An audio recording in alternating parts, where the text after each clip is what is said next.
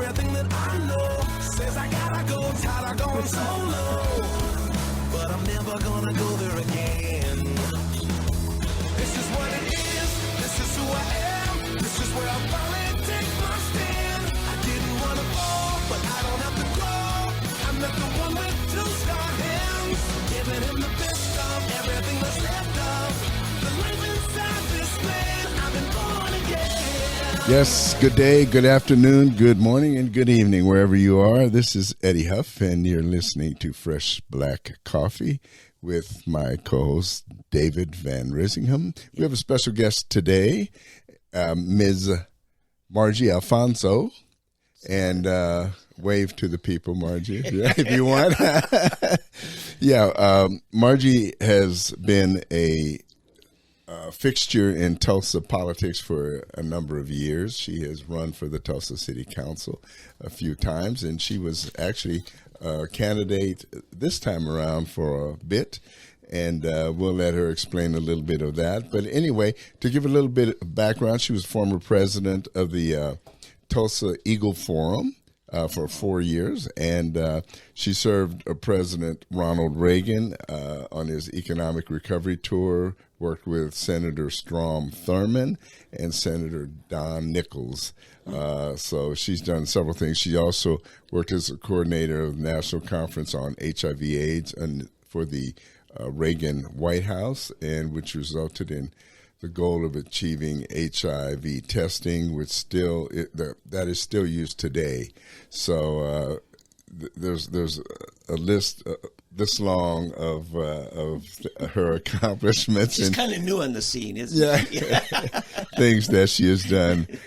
So she brought Colonel Donald Burke, MD from Walter Reed Hospital, to the Oklahoma House and Senate to gain support for HIV testing here in our state. So again, a lot of this has been, a lot of her real achievement was back in the 80s in the Reagan administration doing different things.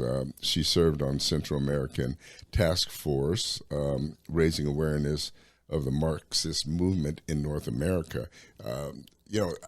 I don't think people understand enough the influence that Marxism has had in our nation. And it's almost like we've become immune to it, like a frog in boiling water. A lot of what we see in our universities and our politics today is a result of this constant, I left one vital segment of society out, the church, which is really sad. It's even infiltrated a lot of our churches. So anyway, without further ado, let me introduce Margie Alfonso. Hi, Margie. Good morning and welcome to the Fresh Black Coffee program. Thank you so much, Eddie. It's so great to be here. And I want to say first that I support you 100%. I know what you're all about, your background, and what your goals are, your faith. And I truly am a 100% supporter of you and what you plan to do to make Tulsa a better city. Now, this is about the city council race. Yes. That initially you both had filed, not knowing the other had filed. Right. Okay, gotcha. Yeah, thank you very much. I do appreciate it. Yeah. So, Margie, I know we'll begin here. One of the things that you are wanting to expose people to that little shrift is given to is the whole area of 5G. 5G is presented to us as this wonderful breakthrough in technology, and it's going to, it's like the discovery of the wheel, right? And or invention of the wheel or the telephone and all of this. But you believe that there are negative aspects to 5G. So why don't you give us a little bit of a rundown on what you believe to be the negative aspects of 5G? And if you want to look towards the camera over there a little bit. Well, basically, you would have to know the history of microwave radiation, how it came into being used by our government, and that was years ago. And basically, again, the U.S. Navy had done a study in 1971 called the U.S. Navy MRI study, and you can find it on Google or go to my website. But it just describes in complete detail, and it was probably the best ever exploration of microwave radiation that has ever been made. And basically they said this: there's 120 disastrous effects on the human body, including cancer and death, from microwave radiation, from all types of microwave radiation, whether it's a baby monitor, a weapon, a microwave oven, a smart meter. They all are 2.4 gigahertz, and they all deliver a deadly force of microwave radiation that builds up in the body. And actually, your very first exposure is demeaning onto the cells of your body. That's when it starts, your very first exposure. Well, yeah, I just want to say, back when I was in Bible college, a speaker came for a seminar, and he said, in this room right now, there are all kinds of radio waves. There's communications of all sorts happening. You're unaware of it unless you get plugged in. And he was tying it in to God's voice is speaking. Those who are plugged in can hear his voice, you know. But the part of that wasn't his point that I think ties into yours is 150 years ago, there was naturally occurring radiation from the sun mostly. But post-World War I, we had radio towers, AM radio, then FM, TV, then all these, communications. We got so many radio waves, and we got cancer. That's right. We didn't have 150 years ago. And now you're saying 5G is even more radical. Well, actually, the United States government, Fauci, did through the National Toxicology Program a study that started in the year 2000 to see if 2G caused cancer, 2G cell phones. Instead of waiting to see what the answer was before they put 3G on the market. The next year they put 3G on while they were trying to see if 2G caused cancer. Yeah, that was called Edge. And the first iPhone that was put out was 2G. And they already knew from the U.S. Navy study in 1971 that all microwave radiation causes 120 disastrous effects on the human body, including cancer and death. So you can go look up that report, and it's stunning. But basically, again, you have a government that went ahead in 1984 and let Motorola put the first cell phone on the market without pre-market testing. Yeah. And this is all disclosed on my website and in the course that I give that tells how the government deceived us. And it was all about follow the money. Yeah. So let me just ask real quickly. So would you say then that from 1G to 2G to 3G to 4G to 5G, is there an exponential jump in the amount of energy or, as you say, damaging radiation from 1G to 2G to 3G? Is it that much worse for each one? Yes, and we know now through the 2012 Bioinitiative Conclusion study that was done that 3.4 microwatts per meter squared is cellular death for your mitochondria, your DNA, your sperm, your stem cells, and plays havoc totally on your voltage-gated calcium channels. So knowing that at 3.4 is cellular death, you would be shocked to know that most cell phones now are 2.5 million, so that when you have a cell phone on your body, that you are radiating yourself with 2.5 million microwatts. And that's easily determined by a device that I carry in my purse. It's an analyzer, and I can measure someone's phone or measure the ambient radiation in a room and be able to tell you what the radiation is. But yeah, Paul Harvey told the rest of the story one time about a guy way up in at a military installation in Alaska that it was a kind of a microwave station for communications, right? And it's freezing cold, and he's up there by this big dish, And he figures, if I'm going to survive the night shift of guarding this station, he gets a lawn chair and he sits in front of the dish. Well, they found his dead body the next morning. He cooked. Microwave will cook you from the inside out. Mm-hmm. And right. I think that's an illustration of what you're talking about. Right. And my husband was an MD. He wore his cell phone between his belt buckle and his right hip. Mm-hmm. He was always on call, and he got a tumor on his right hip bone, and he passed away in 2010 from cancer. Oh, that's just coincidence. Yes. Margie, Of course it is. Right. And so that's when I really knew for sure, and that's when I started delving into and studying, as my degree was in bacteriology and public health. So I was already set up with the public health background to look into that, and I connected up with several of the best scientists in the world. Actually, I was really blessed. What's your degree and where from? Pardon? Your degree and where from? It's from Michigan State University, bacteriology and public health.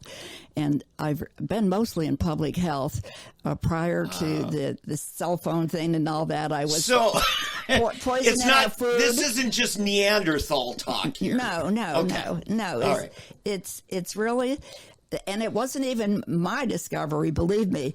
I learned from Dr.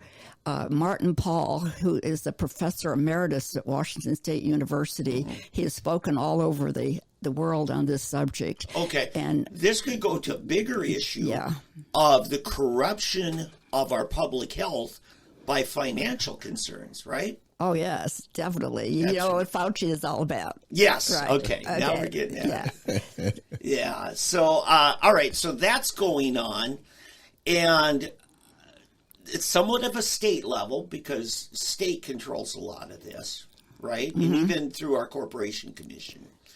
But they're kind of doing whatever the industry wants, right? Whatever the utility industry wants, the Corporation Commission is for, or they never would have put the smart meters on our homes, which are sending off every 15 seconds. These smart meters are emitting between 500,000 and 1 million microwatts, and remember 3.4 cellular death, into our homes. And the first thing you want to do is call PSO tomorrow morning or Monday morning and say, change out my smart meter to a non-transmitting meter. Well, let me ask you, because you've thrown that number out a few times. You said 3.4 and then 15 million.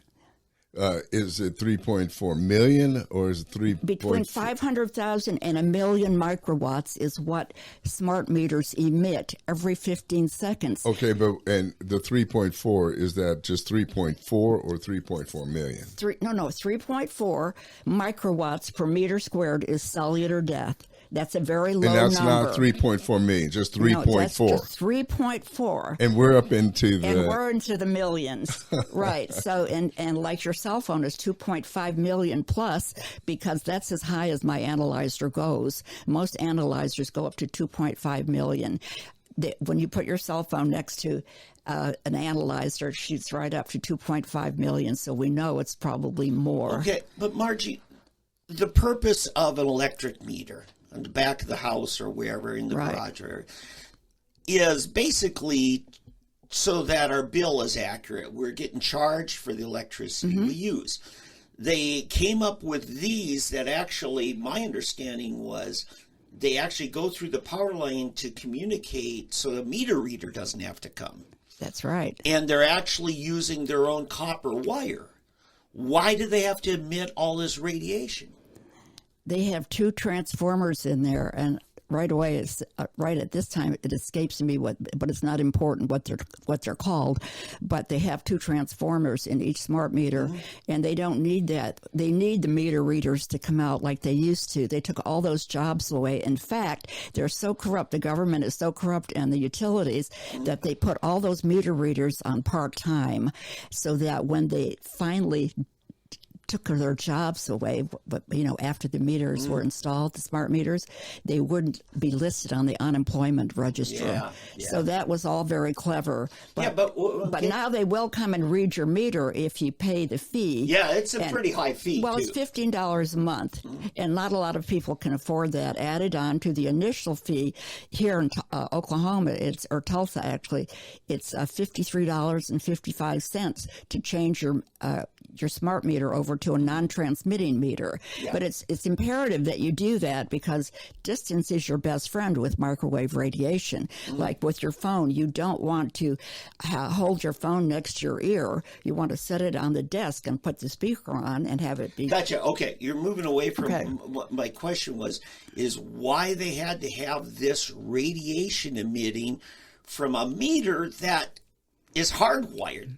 It's not, because it's microwave radiation, and it's going through the air. It travels through the air. So why it doesn't travel through wire? It's traveling. We want hardwire. That's what we're going for. Yeah, I'm just saying they're connected by copper through the actual same line that's giving us this power. I thought the communications went through that wire. It obviously goes, our usage obviously travels through the air and goes to the collection station, which is about 3 miles away. So this is a community problem. And at this point, I'd just like to say, go Google Ronald Powell, PhD, and read about smart meters because that will settle everyone's how horribly dangerous they are. Okay, so I was wrong on that. Get rid of your smart meter because distance is your best friend, and even though you're getting hit by your neighbors, you want to get them educated so that they will transfer into the So they are communicating to all these meters through wireless, not through the copper wires that are delivering the power. Not through the copper. I was mistaken on that. Okay. Yeah. Right. So, but what you're saying is that if you request it, you can go back to the old meters. Yes, you can, and everybody should. And because most people, they don't realize that atrial fibrillation is getting to be a worldwide pandemic, and it's because we are all now in a sea of radiation, of microwave radiation. Don't forget, it's coming out of the ionosphere. All those satellites are up there coming down on us. We are, no matter where you go, you are McDonald's. If you take your children, look at the poor children, young people who are working at McDonald's. What are they wearing? Wireless headsets for 7 hours, and they're working next to a base station like a cell tower that's inside of McDonald's, getting radiated for 7 hours. I got it. The thing I was seeing on this, the way our local utility did it, is anytime service was interrupted or disconnected, let's say you're renting a house, you move out, before the next person came in, PSO would switch out that meter while it's a vacant house. Oh, yes. They did it so they wouldn't have resistance from a resident. It was just so sly the way they did this thing. They did it even when you were home and you told them not to. Right. And they actually broke into homes. Yeah. There is a great movie on, I've seen it years ago. I can't think of the name of it, but it's the whole story of how the smart meters were clandestinely put on. And by the way, it was Barack Obama who funded, with our tax money, a stimulus tax of $3.10 billion to put the gas meters on first. Yep. Okay. Well, good. And so that's okay. Well, good. And so that's one of the issues. And this is something we'll talk more about the classes. Yeah. So stay tuned, folks. We're going to be talking about that. You've also been talking. I know we were talking before the show. All three of us grew up Roman Catholic. We still consider ourselves devout believers. But you're concerned about the impact, not just on any one church denomination. I guess you might call it the ecumenical movement. Now, I thought we won the Cold War, therefore communism's dead. What do you say? It's absolutely not dead. It's alive and well and flourishing. And in fact, basically, I got into the Reagan, the White House, from sending reports there on Central America and what was going on there. and it all came through my church, and it came through Tulsa University. Tulsa University was the point where they had the Canterbury House, which is the, I believe, Presbyterian house, like Publishing the house. student union. You know, it's like their own little prayer place and meeting place. But a Tulsa Peace Fellowship was formed, and Tulsa Peace Fellowship was a spinoff of the Riverside Disarmament Church in New York City, where they had KGB meetings constantly. And Cora Weiss, who was a member of the Communist Party, was the director there. And also Sloan Coffin was the pastor, and they were sending out information to all universities. We had our choice to go to Phillips University or TU in order to join the Resistance Against America cause. And that's what I found out when my husband asked me if I'd like to go to a meeting at the Madeline Catholic Church one night. It wasn't in the sanctuary, it was in one of the classrooms. And the priest said, "Want you all to join the resistance movement against America." And Wow. it was like, that's what I said to my husband. What did he say? And he didn't hear me say that. When was this? About 1983. Now, this is, I think at this time you're already involved with the Eagle Forum. Phyllis Schlafly. Yes, I was. Joanne Johnson was one of the leaders here, Actually, Jimmy and Off's sister. That's right. And they're telling you to join the our resistance America. movement. How'd that fly? Okay, well, I did. I joined. Oh, my goodness. Okay, I did join the resistance movement. I became one of them. And I went to the meetings. All you had to do was go to TU every Wednesday for lunch, a free lunch sandwich, and you could get your marching orders. And so I have a stack of marching orders, probably this high, and like this is Now, one did of the Phyllis things that I Schlafly know picked you up. were doing this? No, Phyllis didn't know I was doing this. Nobody knew I was doing it. Undercover. But what I found out, I got secret. information like the Canadian Catholic bishops were all ahead of the game. In 1967, they formed an organization called Development and Peace. Yeah. And you can see by their organization, they have Yeah, a globe just for hold it. globalism and a hammer and sickle in the center, and underneath it says multicolored socialism at the service of communism. Yeah. They had already taken over Canada. Wow. This is the Canadian Catholic bishops. Actually, they weren't alone in that area. We also had the National Council of Churches, and they were also involved. At that time, the Methodist Church was, and I've got that documentation. Folks, she's putting up these clippings. Just hit pause and zoom in, and you'll be able to find out this. Margie really wants to document this for you, so you know this is not just... You may want to move that bottle of water in case Here we it's go. on the way. Okay. No, that's good.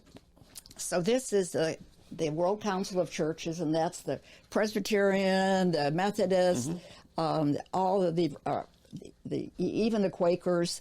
They were involved in this, and not only that, but all of my documents that came from the Tulsa Metropolitan from the Tulsa Peace Fellowship, they had all of the membership on there, and the membership was the Tulsa Metropolitan Ministry, the Catholic Diocese of Tulsa. All of the churches were listed that were on there that were belonging to the Tulsa Peace Fellowship. And they talked openly about Lenin, and at that time, the Catholic Church across Canada and America had a Bible program out called Renew. Christ Renews His Church. I have all those documents, and what they told the people to do is celebrate Russian Revolution Day. Oh, my. Yeah, John Dewey Day. You know who John Dewey is. Yeah. Okay, I mean, United Nations, to celebrate the United Nations Day, this is all Marxist, globalist nonsense that was coming out of Tulsa University, but this wasn't the only university. Expressed in the one document that I got, it said, don't worry about Reagan. If he invades Nicaragua, we have churches in every congressional district in America that will come out and have civil disobedience. So they were saying that they had it covered if Reagan would go in, and Reagan never did go into Nicaragua with arms. He finally got voted that he could send the arms, but initially the Congress voted to not fund the freedom fighters. And I don't know if people are aware of that or not. It had to be a liberal Congress that was getting a lot of information. They were Well, this is what Ollie North was charged with, right? Right. Yes. Was finding a way to get money through arms dealers. So they were trying to get arms down there, and that's how I got on the task force, was because I wrote these letters and said, this is what's going on, you guys. You've got to look into the churches. They are the culprits, and they have brought Marxism into. Don't forget, Lenin said, first the bastions of Europe, then Asia, and like an overripe fruit, America will drop into our hands and we won't have to fire a shot. That's what they have encircled us, because we've got Canada, we had Cuba. The Cubas were coming into South America. Look at the Pope. He's from Argentina. Argentina and Brazil had the same thing going on as they did in Nicaragua. The Nicaraguan government was run by the Jesuit priests. Yeah. That's when Reagan was in office. Well, Daniel Ortega's brother was a Catholic priest. Yes, right? he was. He was. All of the Jesuits and the Marinols were in there running the show. Eddie, there's two headlines here this summer. One of them in July, Babylon Bee, which you guys know where this is going. Pope excommunicates bishop on suspicion of being a Christian. And then just last week, Pope challenges Jesus to a debate on whether all religions lead to God. Well, that's true. I'm sorry, the little humor really. No, it's not funny, but it is. It's unbelievable that people are sleeping through this. Yeah. And many people did join. What they were doing back in that day, too, was they were joining and going to the draft board. They were trying to mess up what was going on at the draft board. Yeah. And they would tell the students at TU to go and lie down on the train tracks in Amarillo and stop the trains that were going to Pentex. You know, someone I'm not going to mention because Yeah. I don't have permission, but a very prominent older couple here in Tulsa, Eddie's friends and mine, and probably yours. One day I was doing some work on their house, and the missus says, you know, David, I love my Catholic faith, but right now I'm so angry at my church. And a lot of devout Catholics are in that kind of situation. But it's not just the Catholics. The Methodists have split over this, right? Oh, yes. I mean, and you've seen where the Episcopals and the Presbyterians and the Lutherans, this is a challenge. And Baptists are headed that way. Yeah. Well, now the Baptists are even getting dragged into the whole feminist movement, which is that is the baseline of all of this Marxism that's going on, because you cannot destroy a country and bring in Marxism till you destroy the family. And the feminists have restructured and reshaped. The family is so destroyed right now because of single women having babies and abortion, and life has been treated as though it is nothing at all. It's not sacred. And there's so many things that have gone. The homosexual movement was part of the Equal Rights Amendment. And most people don't realize that when Phyllis Schlafly started Eagle Forum, she listed the three things that were the foundation of their movement. One was the nuclear freeze, so you know the Marxists are involved because they wanted unilateral disarmament. Right. That's what they were calling for all along. Right. And unilateral disarmament, abortion, and homosexuality. And at that time, we were just messing more or less with the National Gay Task Force. And then it became the National Gay and Lesbian Task Force.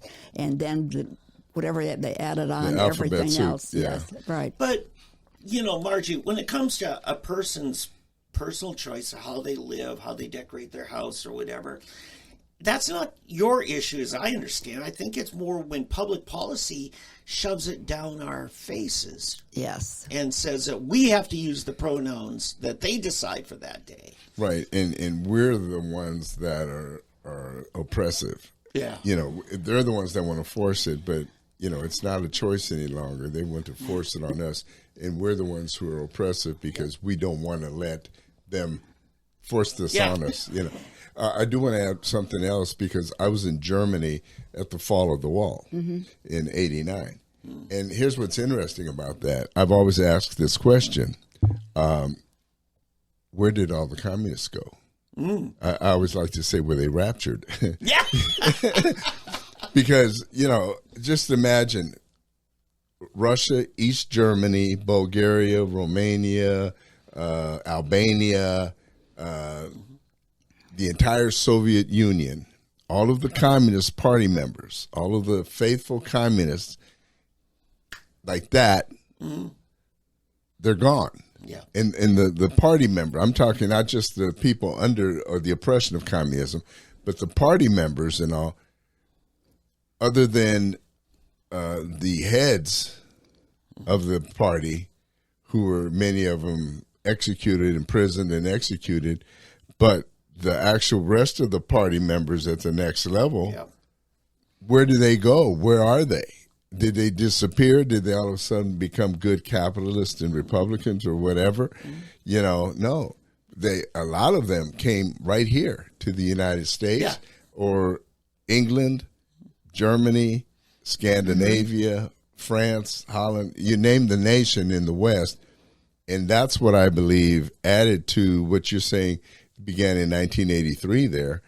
It just continued, and ever since 1989, it's just accelerated, and that's why we're in the state we're in now. Don't forget, the Canadian Catholic bishops were in business in 1967. This book was This was already in 1967, 1967, so by the 80s, they were well entrenched and everything was set. And so you have to ask yourself, where were the churches when prayer was taken out of the school? Yeah. I mean, that's a huge issue. Well, and the Bible. I still remember the Latin Mass. I was a toddler, when they slowly integrated Mass in the English language in my diocese. Vatican II. And now the Pope's decreed that you're in violation of his edict if you still say the Latin Mass.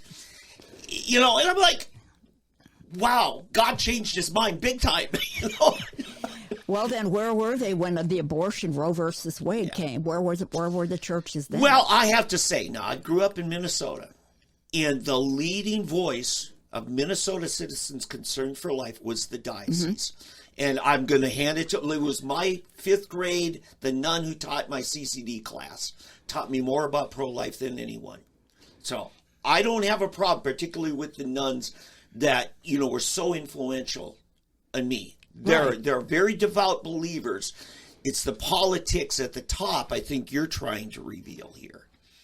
Oh, yes, definitely. I mean, it's just caving in to, and why do people cave in? Because they don't have a firm conviction of their own, the courage of their conviction to stand up and speak out when the Bible becomes violated.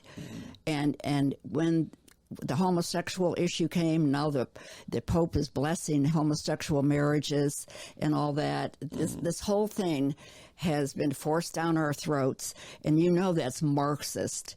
That's to destroy the family, and that's exactly what they have done. The family in America is barely surviving. I think it's a useful idiot tool of the communists to go out, because really a lot of the things that they promote in Western decadence, you look at the communist, totalitarian states, they don't allow pornography there. There's a lot of things they don't allow once they're in charge. They only use it as a tool to break down Western, freedom. I was surprised when I watched a 60-minute documentary and I saw that Tel Aviv was the gay rainbow capital of the world. I was absolutely shocked when I saw that, because that's one thing we agree on. That Jews and the Christians both believe in the Old Testament of Sodom and Gomorrah, and so I was shocked to see that Tel Aviv had become the gay capital of the world for rainbow celebrations. Most people who identify of Jewish ethnicity in the United States do not particularly consider themselves observant Jews. And it's so that's kind of, you have to separate those of us who look at, our faith and the history of God's movement in the church. And it doesn't mean that everybody of that ethnicity, the Jewish ethnicity, is as excited about God as you and I might be. It's a dichotomy. Well, it's just like you're disgruntled Baptist. Yeah, yeah. Well, they're trying to get. You have disgruntled Jews. I mean, Yeah. or what do you call them? Basically, bad Jews, or what's the term? Well, atheist Jews. Well, yeah, but I mean, just Sunday go to meeting. Yeah. Church, Phenomenal. Christian. You have your Sunday go to meeting Christians, and you have your Sabbath going Jews. That just what do we call it? Mailing it in? Yeah, you're mailing it in. Yeah. So not very devout, which is sad, but there is a harvesting going on. I believe that a calling out of Jews and Christians, the faithful. I believe, and that's what it's going to take, because of late on my website, in fact, the campaign website, which is so weird, I just see the craziest things. It's just, I can't believe that we have fallen to that decadent of a state. You're talking about the spam that people are posting on your Facebook campaign? It's just unbelievable, and I'm thinking, where? Well, wait a minute. Look what went on in our libraries with the drag queens. How much worse could it get than that? Well, see, and the left then just labels you a book banner, don't you know? Yeah. And, there's something called age appropriateness. I mean, every public library I ever knew had a children's section. Right. And there's a lot of stuff didn't go in the children's section. And because you have a children's section, you're a book banner. Really? That's the craziest. Margie, I think we need to discuss this. We didn't talk about it before the show. You told me about your degree and your husband's degree. You went to college because you were involved in the sciences. Yes. Things that needed that kind of higher level education and postgraduate, master's, doctorate. But there's been a push to try to get everybody to ship their teenage kids off to 4 years of a liberal college campus. And I don't think it's because we don't have enough knowledge in order to be, let's say, a cop. Remember when Susan Savage changed the rules to be a Tulsa police officer? You had to have a 4-year degree. Eddie, I think the push was more to get a more liberal, indoctrinated police force. I believe you. No argument there. And I think it's, this is what's happening just in that capacity. But I think you're seeing it all throughout our culture, is we're forcing, if kids want to get ahead, they've got to subject themselves to 4 years at a liberal university. But this has been going on since the 80s. I remember when I took my son to look at colleges, and we went to a college up in the east. They had co-ed bathrooms and open dorms. You could have the boys and the girls were, they didn't. I mean, at our dorm, you would never have a boy when I was in college in a dormitory, and you had to be in at midnight and all that. There were no rules there whatsoever. Yeah, and they even had at SMU, down Southern Methodist University. They had abortions on and the student infirmary. Yes, at the infirmary. Wow. Not only that, they were covered by the student insurance. Yeah. And when you went on campus, they had pamphlets they were passing out, the Methodist Church, SMU, that said if somebody tries to witness to you about being gay, ask them if they accept, people, it was just, they were putting, instead of witnessing about flyers that would bring you close to Jesus, they were telling you, don't listen to these people who are witnessing to you. They're counter tracks. Yes, it just went in the totally reversed. But, the first thing they do to these college freshmen in order to change their philosophy, worldview, is they attack their values. They attack, such as the co-ed bathrooms and stuff. They want to break down your moral resistance. And it's, and parents are just saying, oh, my son just got accepted at Princeton. I'm so proud. Well, your son may not come back from Princeton That's 4 right. years the same way you sent him. Yeah. Yeah, It's it's tragic. It really is. We're in a real serious state in our country right now, and we've got to pray. We got to pray and resist against this. And it's good that there are still institutions out there that are fighting against this, and that we can stand against. Even in secondary schools, and even elementary schools, private schools that are resisting this. And we need to see more of that, because it's bad right now. It's really bad. And Margie, you're saying, David and I have been doing this now for, 3 years? You're in our 4th year now. Oh, wow. So 3 years we've been doing this, and what you're bringing to us today is just like, it's a refresher of where we are, but it's even taking us a step further, ringing the alarm bell that much louder. Yeah. Of how bad things are. Yeah. And how long it's been going on. About your opponent's connection with Sally's List. Now, are you familiar with Sally's List? I've heard it's more of a left-wing / feminist, or no? It's, they call themselves progressives. Mm-hmm. And you know what John Voight said a progressive is?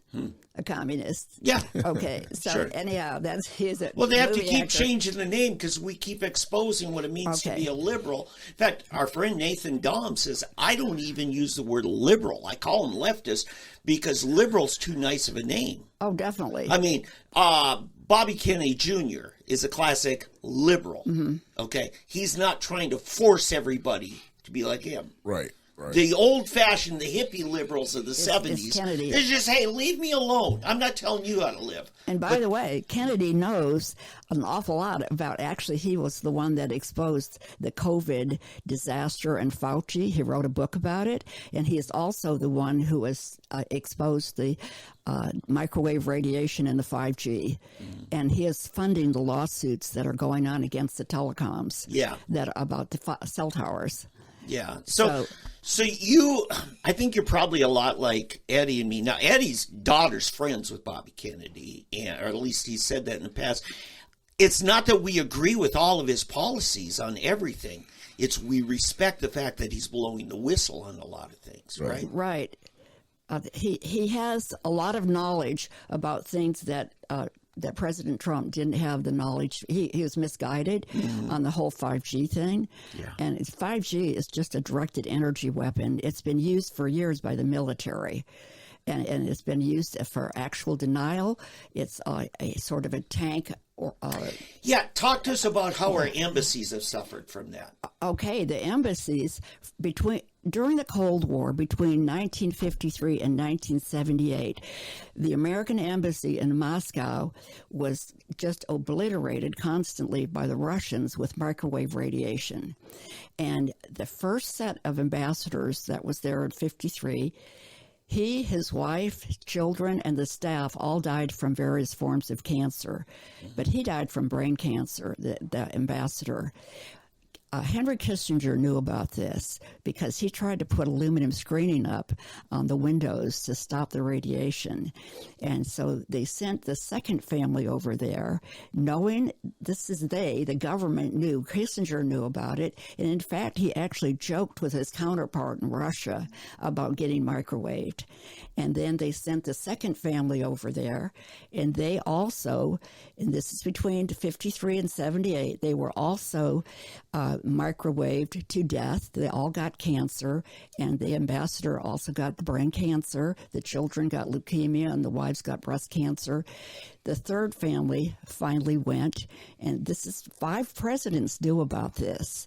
So they are not taking care of the cream of the diplomatic corps. What makes you think they're going to take care of us? Right. Now, this is not anything new or isolated because wasn't it the Cubans had done something? One of the embassies were hearing. What was that? 5G, well, I'll just finish this thing about the Okay. third set of ambassadors and their family died. And then at that same time, Russia banned microwave ovens. They were called radar ranges. That was in 1976. But at that same time, we were making radar ranges, or microwave ovens, as they're called now, standard equipment in homes, along with smart meters, Yes. so we can microwave the daylights out of the No, people for I population remember control. Amana back in the 70s called them radar Radar range. Yeah, I remember that. that too. They were. Yeah. It's radar. I forgot radar about is that. microwave radiation. Radar All range. microwave radiation, no matter Yeah. what it is. There's a book I want to mention for the audience that they must get. It's $18. It's called Hidden Dangers 5G. It's written by Captain Jerry Flynn. He was one of my mentors. He just passed away recently. Retired Royal Canadian Navy captain. He was the head of electronic warfare. And so you know his book has got to be dynamite, because he writes about this is using the same 2.4 gigahertz. It's just a matter of amount and duration. Okay. Now, you're talking about a lot of things here. I assume you have a website. We'll get into that'll list the different libraries of things. And then there's also classes, I'm hearing. Yeah, What are these classes You offer people classes. can take? I just have a class that it's very informal. I just put it together. I know people want to make their home an oasis, so that, because we are all living in a sea of microwave radiation, especially our children. Now, I just want to say this quickly before we run out of time. Yeah. Go to my website, margiealfonso.com, and you can read a ton of science documents, but I am working with the international firefighters. Okay, this is a document you'll see on my website, and underneath here is their comment from 2 years ago, and this is what they are saying. Have you noticed they are putting cell towers next to and on top of firehouses, police stations, and schools? Could it be they are targeting firemen, policemen, and children for destruction through microwave radiation? It's time to fight back. Amen. Yeah. It's time to fight back. I've been, and here is a perfect example. This is Broken Arrow High School. They have a giant tower right there. You can see where the children are down here under this tower. This is my analyzer. Remember I said 3.4 microwatts per meter squared is cellular death? I was way out in the parking lot, quite a ways further away than they were, and my meter read 151,000, and 3.4 is cellular death. This is Broken Arrow High School. I took this to the superintendent, and also Representative Ford was at the table. We had a meeting, and there are 5 IT men. I went and had a meeting with them. Well, I never heard back. Yeah, another local Yeah. fella that has been Yeah. a great mentor to me, Joe Esposito, Right. has dealt with that. I think you and Joe know each other. But so we have. Can I get into these classes? What are the different topics? I start with telling about the embassy, that our government doesn't protect us. And so, people's first reaction is cell phones couldn't be dangerous because the government wouldn't let that happen to us. Yeah. That's ridiculous. They have let it happen to us. Sure. Because it's the first industry that has made $1 trillion on the stock market. So follow the money. And by the way, all of our legislators have taken money from the telecoms. Sure. Up to 2017, I have that all of them, even in Oklahoma, I'm sorry to say, lots of money. Sure. So they've taken money from the telecoms to keep quiet, and in 1996 they passed the 1996 Telecommunications Act, which said it violated our Constitution. We have the right for life, liberty, and the pursuit of happiness. It's God-given. But that said, that cell towers can go wherever you want them to go, wherever you need them to be. This is the telecoms, and the FCC were given the right to put a cell tower wherever they needed it for transmission. whether it harmed us or not. And that's why they have all these cell towers at the schools. They need them for transmission. And I've got a whole scrapbook full of schools with the antennas showing in the background, like I have for Broken Arrow here, and also the reading on my meter to show you what radiation your child is getting. And believe me, I have been to the authorities, and nobody pays attention. Nobody. Yeah, in the Except Robert Kennedy. He well, was yeah, the one who paid well, attention. and our own Tulsa area congressman, former congressman Steve Largent, became head of the mobile communications lobby. Right. And see, and the Congress is over the FCC. Yeah. The FCC was captured long ago by the telecommunication industry heads. And when asked at a hearing in Washington, D.C., how much money they've spent on investigating the health issues, they had to say none. Yeah. And so they already knew from 1971 MRI tests from the Navy that it was deadly. So why would you spend any more money testing? Yeah. And when they tested 2G and 3G, it finally came out 16 years later that cell phones cause glioma brain tumors and schwannoma heart tumors. Sure. And Dr. Anthony Miller, he's the head epidemiologist and cancer specialist of the world, said this. He said cell phones and all wireless devices cause and promote cancer and should be reclassified as a group 1 carcinogen. Yeah. Right now, they've only classified it as a class 2B carcinogen. And they're all, la, la, la, la, I can't hear you, I don't want to hear you. Class 2B carcinogens are horrible. It's DDT and lead. Yeah. And so it is classified as a class 2B right now. Yeah. I mean, just no doubt about it. We've got, cancer is a 20th century phenomenon. We didn't have, there was skin cancer, but even that wasn't as bad back in the 1800s and before. Go to my website and read this article, because this goes on to tell, in 2003, these firemen were finding out that they had amnesia, they had Alzheimer's, they had all kinds of brain tumors, couldn't remember CPR, couldn't remember streets that were like Memorial, and actually it was one of Kennedy's lawyers that did a subject test on this. They did. It was a lady that he works with. Yeah. She got a doctor to come in and do a study.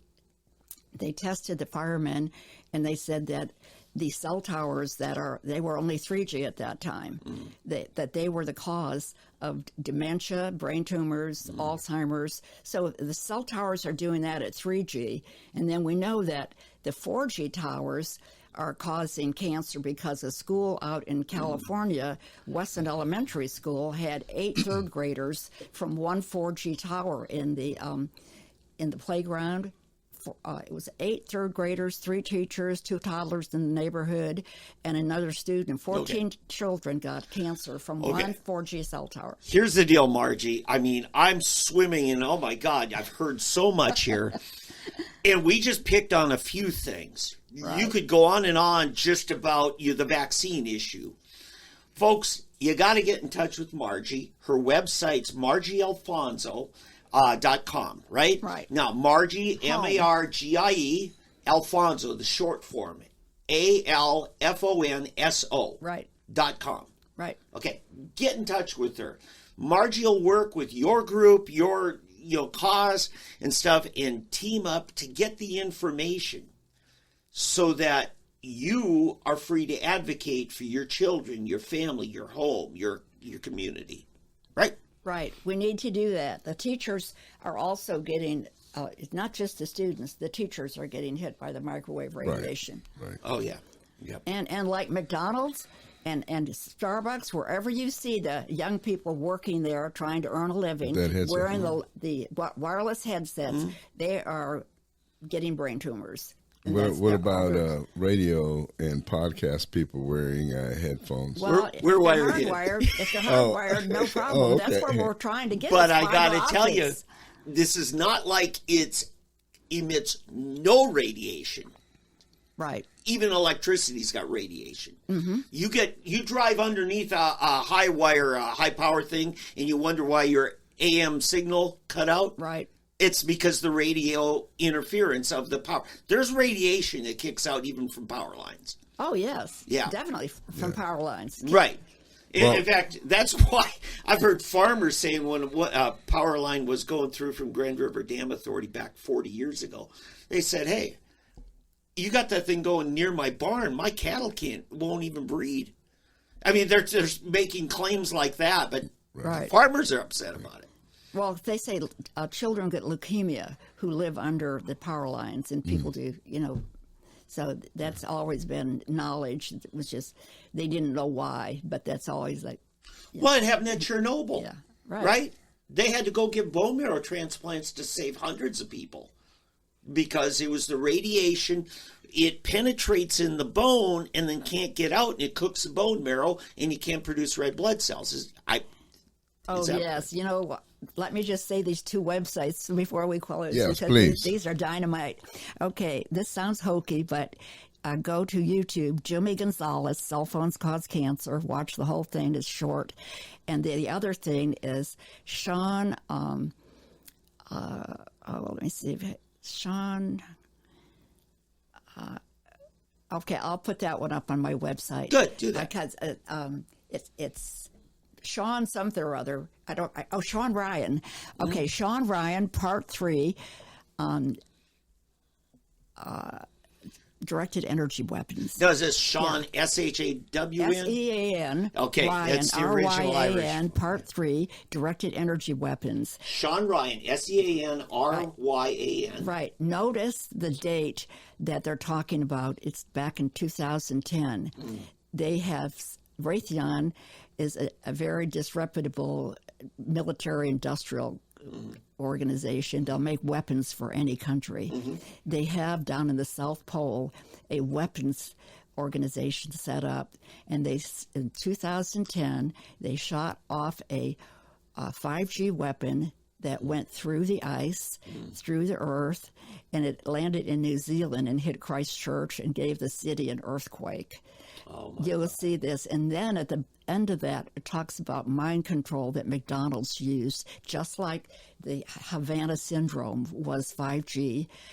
5G is just used for military use. It's a weapon, and it's also used for surveillance and mind control. Yeah. So it's not, the whole thing is a front to say that it's for your cell phone and all that. That's nonsense. And the LED lights, they're worse yet.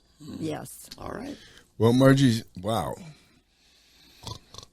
You're knocking me out here with so much info. It's like it's really, this is pretty amazing stuff. And what really gets me is the length of time that we've been inundated with this stuff, the microwaves and just the lack of information that the public has gotten on it. So thanks for enlightening us. I mean, this is the beginning. So everybody out there, do your own research. Do your own research. We will as well. Yeah. And check out these websites. And you don't buy it. Don't just accept it from us. We want to give everyone the opportunity to bring their case here and bring the evidence and information. But it's up to you at home, as it is for us, to do our own research to validate or invalidate whatever information we get, okay? Don't just buy it because we say it, or don't just reject it because we say it. Yeah. You've got to do your own research, okay? That's one thing that's very important. We always want to stress that. But this is very interesting and very critical information that we want to follow up on, and we want to thank you, Margie. And again, I thank you for the endorsement, and I wish you well, and pray that everything goes well with you. Thank you. And your daughter. I want to pray for your daughter, and Thank you so much. Yeah, wish I the best for her. appreciate that. Okay, all right, everybody. God bless, and we'll be back for part 2 in just a bit.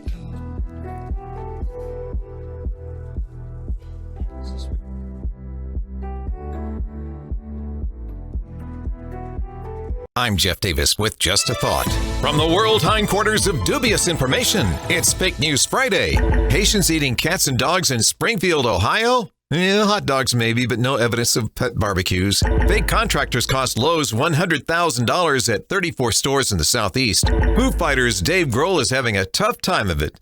But a woman on Instagram who claims to be the mother of his fourth child is fake. Underage people using fake IDs to get into bars is a problem in Clemson, South Carolina. A Dominican man with a fake New York ID is suspected of murdering a family of 4. Pictures online showing a couple in their 90s celebrating 75 years of marriage are nice, but fake. Scammers online creating fake events and selling tickets? Well, advice on that is buyer beware. Author Stephen Brill says that we're at the point where no one believes anything. He's right. He wrote a book called The Death of Truth. To me, it seems more like a death by 1,000 cuts.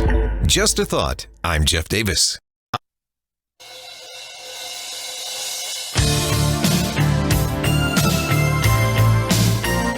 Gotta get the right button. All right, we are back after a short pause that Dave will fix up. Boy, that was quite an hour there with Margie Alfonso, wasn't it, Dave? Yeah. You know what's exciting to me is I know a few people like Margie on different issues, like our friend David Oldham, who's filled in once or twice when you've been out. To him, it's like deep dive on constitutional principles. Oh, my goodness, yeah. And boy, you could get in over your head with David, you know. And he's another one. You got to take him in small, bite-sized parcels. Yeah. We were at the 912 meeting a couple of weeks ago. I was there. Oh, yeah, you were there. But you missed it beforehand. Yeah. We got off on... Oh, Bills of Attainder, wasn't it? Yeah. And, oh, my goodness. I had to... you've seen these films or this place where somebody's doing... and talking to somebody in a deal, and they look and they say, "Help me." Right. I was in the throes of David. Yeah. But I mean, it's wonderful to have that gift and ability, but at the same time, and he's a brilliant guy, great guy. He and his wife are just wonderful people. But it's just so funny. When you get locked into that, and they won't let go. They're like pit bulls. They lock onto something, and you're trying to give them every opportunity to let go. They will not. Like you and I will argue. And I, and you have, for example, the marijuana bill or use of marijuana for whatever. We will argue and argue. But at a point, we will stop. Yeah. It's okay. Yeah. Enough. You win for today, for now. You're not going to change my mind. I'm not going to change your mind. So far. But there's some people that are so passionate and so locked in. At some point, you just say, okay. Yeah. Well, I think in Margie is kind of this person. She has so immersed herself and gotten so much stuff. She wants to share it. This is that teacher kind of personality. Yeah. And yet the rest of us have to get caught up. So, hey, break it down, dumb it down for me, and give me spoonfuls. Yeah, and what's interesting, though, about that whole, the 5G, 4G, whatever G we're on, but we've heard this. You've heard it before. I've heard it before, from different sources and different things. But I don't think we've ever really taken it serious. I mean, very seriously. Right. We say, wow, that's interesting, but to the point of, and something else that makes me wonder, because, for example, my friend and former host of the show here in Tulsa, KFAQ, Pat Campbell. Yeah. Oh, yeah. Am I ready for my close-up, Mr. DeVille? Pat Campbell. He passed away from a melanoma. No, I'm not sorry. What is? Brain tumor. Yeah. What is it? It was a brain tumor. I can't remember the name of it. And then Rush Limbaugh died of the same thing. Yeah. And it made me wonder, was it headphones? Yeah. That's why I asked that question. You know, well, is it these things? But you all are saying it's microwave that cause it, or the cordless ones.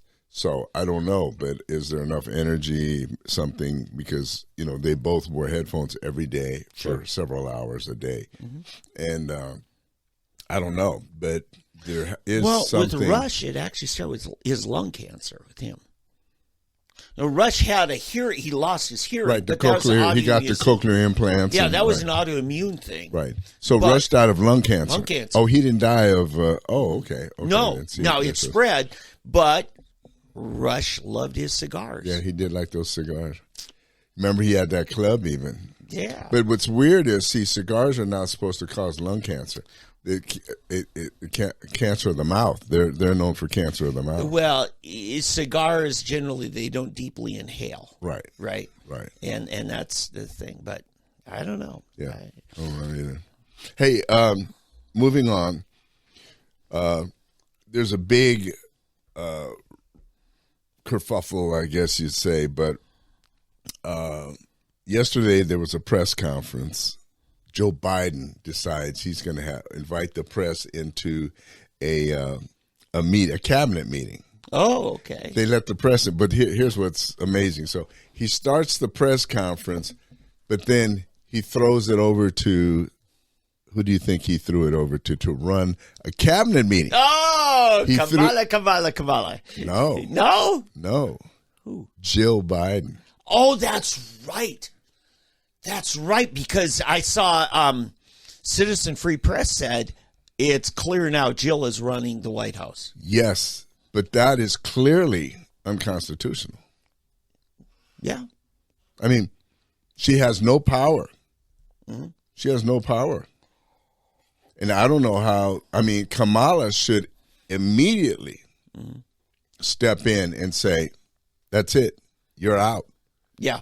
Really, she would have grounds to say, if you can't run a cabinet meeting and you need someone to run it, you throw it to your vice president, not to Jill, not to your wife. Yeah, there are two previous times in history where this kind of allegation was put up. Exactly, but it was in secret. Yes. It wasn't public. Yes, they're just thumbing their nose at us. Nancy Reagan, for a while, when Reagan was shot, because Reagan nearly died. Mm-hmm. They kept it quiet, but he nearly died. But the most profound one was I think it was Eleanor Roosevelt as well. It was Woodrow Wilson had a stroke. And for the last year and a half, it was alleged his wife. So I guess there were 3 times then, but okay. But Woodrow Wilson's wife did it. Yeah, I could see that, because he died just getting ready to start his last term. He got elected to a 4th term. But yeah, he was going downhill. Now, his polio thing, that was way before he even ran for president. Oh, yeah. So, but it's, but to do it this blatantly, overtly, throwing it over to your wife to run a cabinet meeting, the gall. Can you imagine if Ronald Reagan had done that and says, I'm going to let Nancy take it from here? Yeah. Oh, my goodness. They would have had fits. Yeah. They would have just gone berserk, or George H.W. would have thrown it over to his wife, or George to his wife, or if it had been, now, of course, if it had been Bill throwing it to Hitler, they would have just sung the praises of, this shows that she's presidential material, Yeah. But it just shows me, and you and everybody else, the hypocrisy of the media and those on the left, that they will accept anything from the other side. They have no standard. There's no standard on that left side. Yeah. And it just ticks me off. Yeah. Oh, I have to tell you. So the other night, I was out late and I came home and I go on to Facebook on this campaign website, my campaign website, and it has been taken over by trolls, basically. I don't know if you've been on there lately, and troll after troll. But it's not personal trolls. It's not about me. It's all about Trump. Yeah. It's all these Trump. You're being spammed. Right, being spammed. But it's all these left-leaning, not leaning, just totally left progressive groups and individuals. And then you go down and you read the remarks. And remark after remark after remark is just the most insane, crazy thing. So I decided to write my own post in response, saying that left-wing Democrats are, how did I put it? I think they're either insane or evil. I think I put it because I was for one thing I was tired, physically tired because I did it. That's one thing. If you're going to Facebook, don't do it at 1 a.m. Yeah. I was tired, and I was tired of reading the nonsense. Okay, so but anyway, I made this comment, and then the next morning I was advised by some people, "Oh, you really should take that off. It's because sure enough, they're going to come after you. They're going to say, oh, look what he said.' Da, da, da. So what happened? Sure enough, in the Tulsa world, they write Eddie Huff says that left. I mean, I do have to say this. I do give him credit. He said they put in there left wing Democrats. I didn't say Democrats. Yeah, that was true.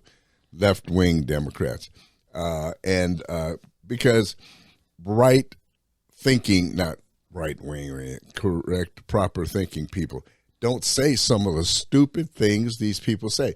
Like, for example, they're still throwing out the charge of Trump. Somebody put on Trump was indicted on 52 charges, or no, I'm not indicted. He was convicted. Yeah, he was convicted of 52 charges. Okay, and then another one. What is another one? About the was it Project 2025? Project 2025, something like that. That Trump, and his Project 2025. Project 20. It has nothing to do with Donald Trump. He has nothing to do with that. That was something some individuals that were working with the Heritage Foundation, a paper they wrote. They were all fired. The Heritage Foundation rejected it even, and those people were fired. Trump never even knew what it was, and when he saw what it was, he rejected it. He said, "This is garbage. I'm not for any of this." And he said it 1,000,000 times, but of course, what the other side thought, well, we'll stick him with this. We'll stick him with this because this will play to our audience. So, but these people continue to repeat this stuff, and that's just a couple of examples. I mean, there's some. I don't have any examples here in front of me, but there are some just really downright crazy stuff that's on there. Don't forget, they said that Trump was convicted of raping a woman. Right. That's another one. That's true. Yeah, that's right. Right. That's right. Yeah. And they just throw this stuff out there. Yeah, they throw this stuff out there, and like I said, I was just tired. But it's just silly, some of this stuff, and I don't understand how this, if we do it, they can say whatever they want, right? They can say whatever they want about a Republican or a conservative candidate, or even some of the stuff you read about Bobby Kennedy now. Yeah. Bobby Kennedy and what's her name from Hawaii? Tulsi Gabbard. Yeah. Some of the vile things you read about Tulsi, about Bobby Kennedy, about anyone that dares go against them. It's just terrible.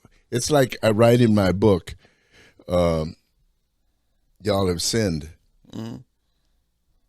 where we talk about the plantation. I call it the kennel. Yeah. I talk about it. It's speaking of black conservatives. Eddie Huff calls us dogs. Yes, I can see the headlines now. Yeah, there you go. That's funny. That's Yeah. good. I'm waiting for that one. I liken it more to a kennel where when one of the pets leaves the kennel or tries to escape, what do? They send the attack dogs after them. Yeah. You got the attack dogs that go after them, and guard dogs, attack dogs. And that's what it seems like. How dare Bobby Kennedy do this? He can't do this. He's not allowed to leave the reservation. Yeah. You don't want to use that word because then they'll say, "Oh, he attacked a Native American." It's almost like you're walking on pins and needles, no matter what you say. Right? The word police. It's just silly. It's just silly. Democrats can say and do whatever they want. What's his name? Goldman. Congressman Goldman, right? He was literally calling for the killing of Donald Trump. Yeah.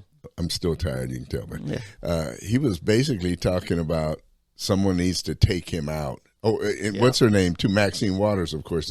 But Goldman was very, very more explicit, and yet crickets. Yeah. Media never said a word, never says a word. If Donald Trump mentions the word, if he were to say, this person needs to be taken out, or all he has to say, we need to get rid of. Yep. Donald Trump advocates assassinating so-and-so and so-and-so.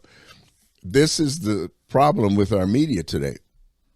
And I wonder if it doesn't go back somewhat to Margie Alfonso's speech or discussion earlier about the leftist and the communist infiltration of our media way back.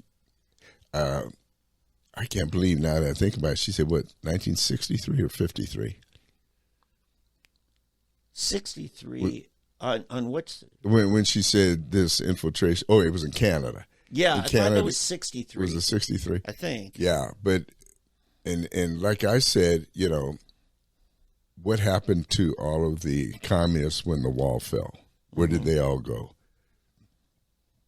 I have a feeling a whole lot of them came here, and I believe a lot of them infiltrated our academia and our media, and those are two areas that have just seemed to me have begun leaning farther and farther left as we've gone through the 90s and the 2000s. And the farther we go, it's like more and more of that. So anyway, I'm waiting for the next write-up about Eddie Huff said this, Eddie Huff said, it's just ridiculous. You can't say anything.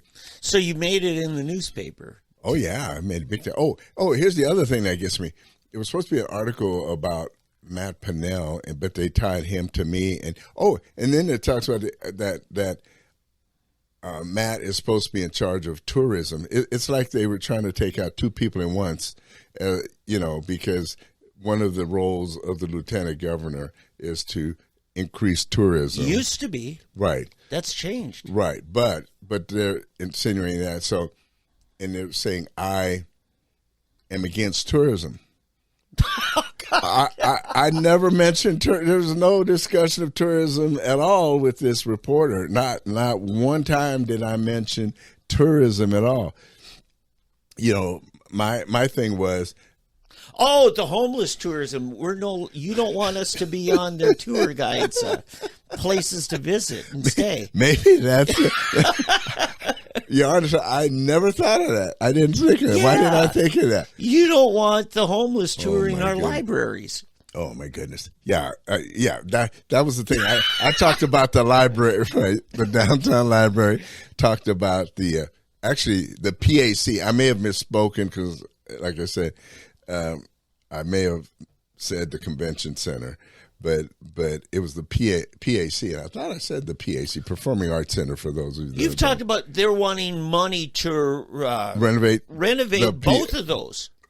Right. But the PAC is the one that the convention center, I understand we need because we have conventions and things at the convention. I mean, the convention center, every town has a convention center.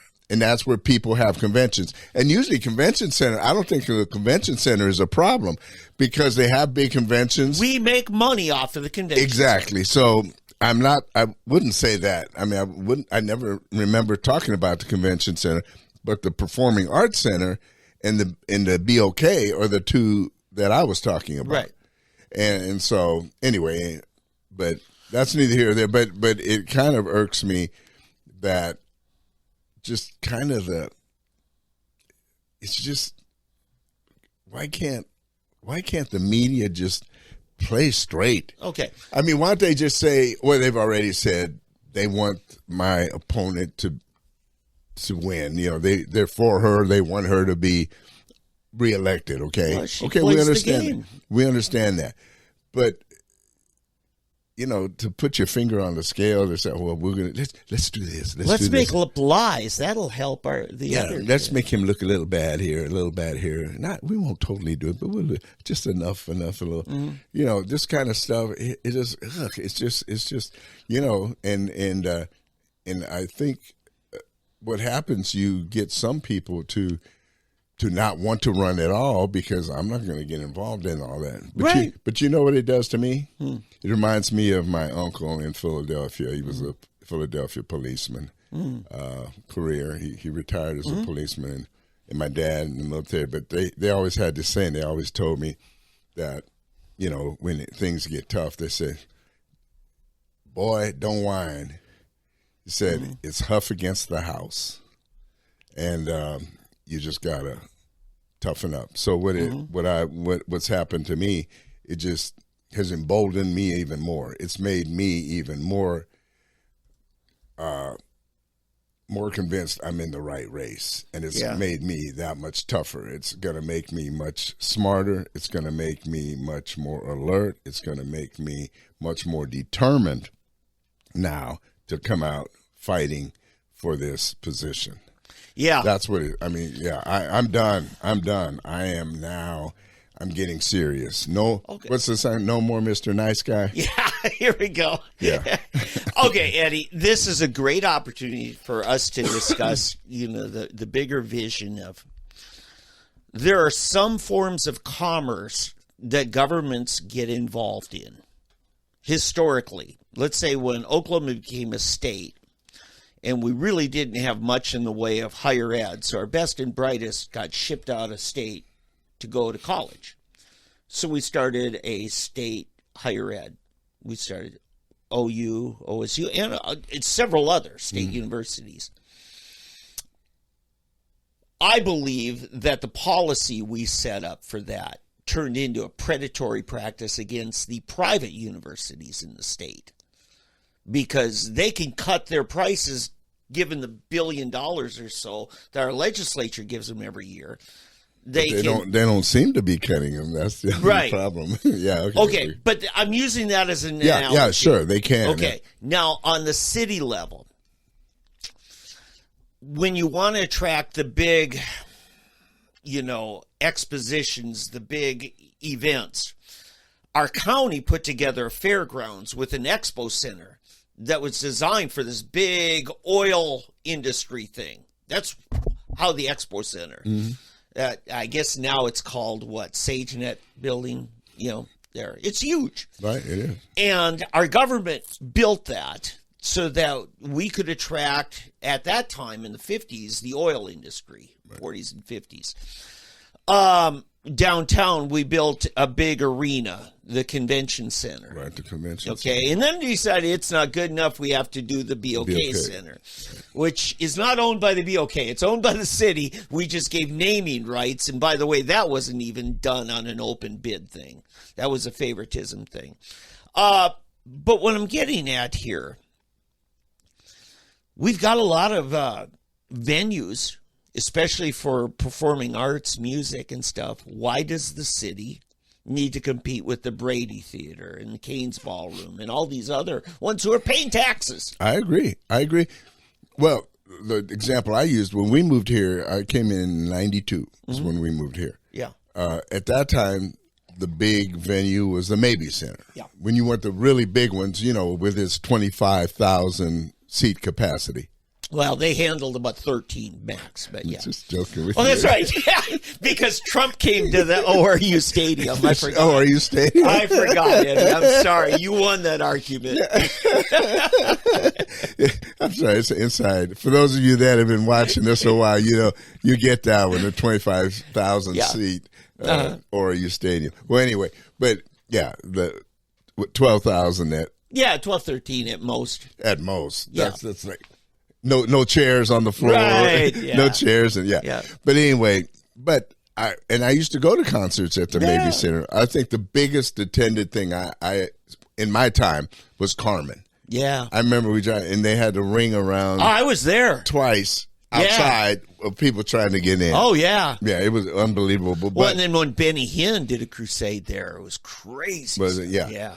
So that was it, and it was totally private. That was one of my things, thinking there were no city funds for that one. Okay, it was the Mabee Center, the Mabee Foundation, and then of course, if you were a promoter, it was sink or swim. If the concert paid, it paid. If it didn't, it didn't. Whereas nowadays, the BOK is underwritten. Okay, and the police that is involved, that's a cost, and a lot of times, Especially at the BOK Center. yeah, that's what I'm saying. Yeah, Okay, yeah, and then there's So- the Performing Arts Center is a separate building. right. And the performing arts is separate, but you still got the convention center as well, which is right almost adjacent. Is it hooked on, or it's either hooked on or just right down? From, It's across the street. They use the same parking. right. I guess it's I always can't figure out if it's actually connected. I don't think it is. No, it's a it's not. separate building. Yeah. Yeah. But and I've actually gone to concerts at the convention center, which were nice concerts as well, But I mean, they're not going to be 15,000, 18,000 Right. Person concerts. But so, it's just, and what I told the writer, and he was honest to say this part that I'm not against. We can't get rid of, let's put it this way, you can't get rid of the BOK now. It's here, okay? So we deal with it. We got to figure out ways now to deal with it and make it work, okay? That, the convention center, PAC, whatever, okay? That's not, in fact, I saw there's a new envisionment of there was an artist concept of looked like a new venue, and I've got to figure that, a whole entertainment district or something. But what I'm getting at is this, what I really want to concentrate on, what I think Tulsa should, we've got so many other needs. Yeah. Streets, intersection, fire, police, security, public security. We need to beautify this city, make the rest of it beautiful, right? The neighborhoods. I mean, you told me about this neighborhood down not far from here, Right. where the streets are a mess. Yes. It You don't- looks like you don't worse have than the Beirut airport. Okay. And so that's what I want to focus on, where the people live. Why is everybody moving to the suburbs?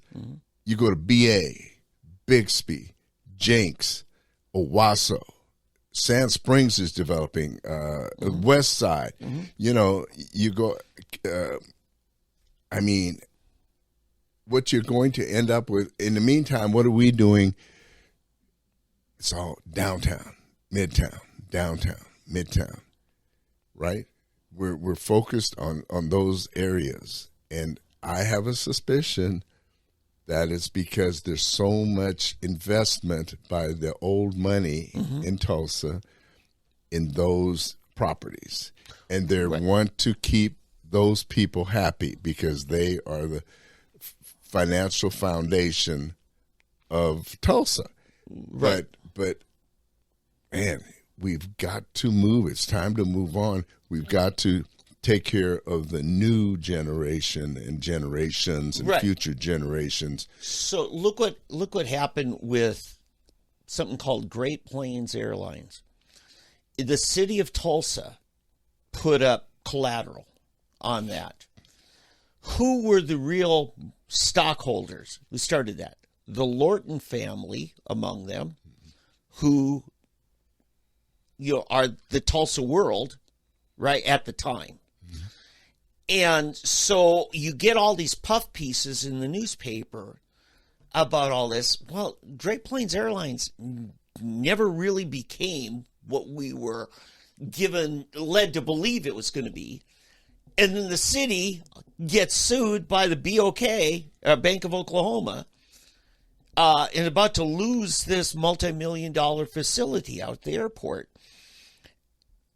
And that we were sold a bill of goods. And who stood to benefit? They may have sold off a bunch of their stock before it crashed. But you see, this is the scenario. And I'm trying to be very careful and very vague lest I get sued by this bunch. But this is the kind of narrative. Let's just call it an analogy. Suppose this happened, okay? That's the kind of thing when you'd mentioned about an old guy who had a lot of property downtown that he wanted development because you get an arena there, now you're going to get hotels. Hotels are going to want to buy up property. All the land values go up downtown. This is the game that's played. Yeah. Oh, sure. That's what it is. And listen, I don't begrudge those people for wanting to maintain or increase their value. Mm-hmm. The problem is this is a city of 400,000 people. If we haven't lost people, we may be going the other way, where everybody's moving out of town instead of into town.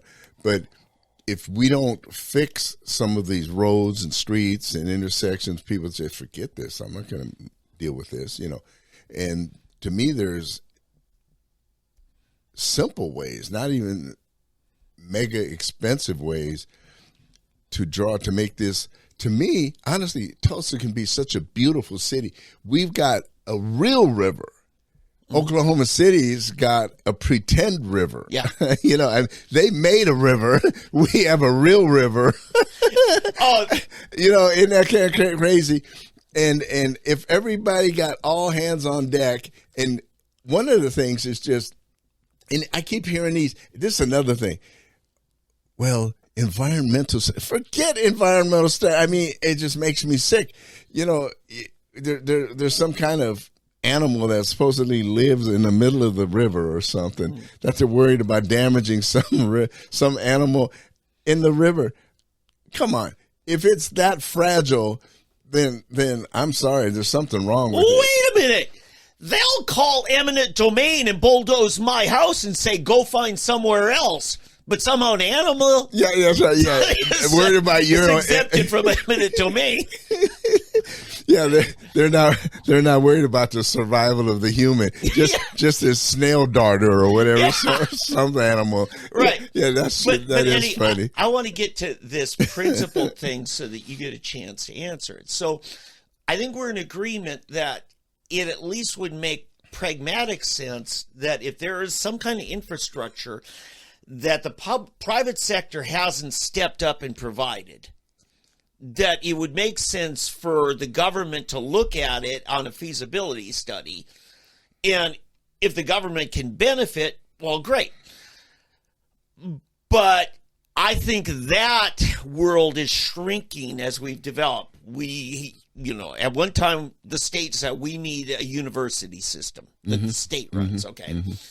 And now we're seeing less need for it. Now we're seeing it's become more of a prohibitive factor in private sector universities. I mean, we lost Rose State, St. Gregory's, not Rose State. We lost St. Gregory's, Phillips, all these private universities that can't compete with these subsidized state universities. Okay.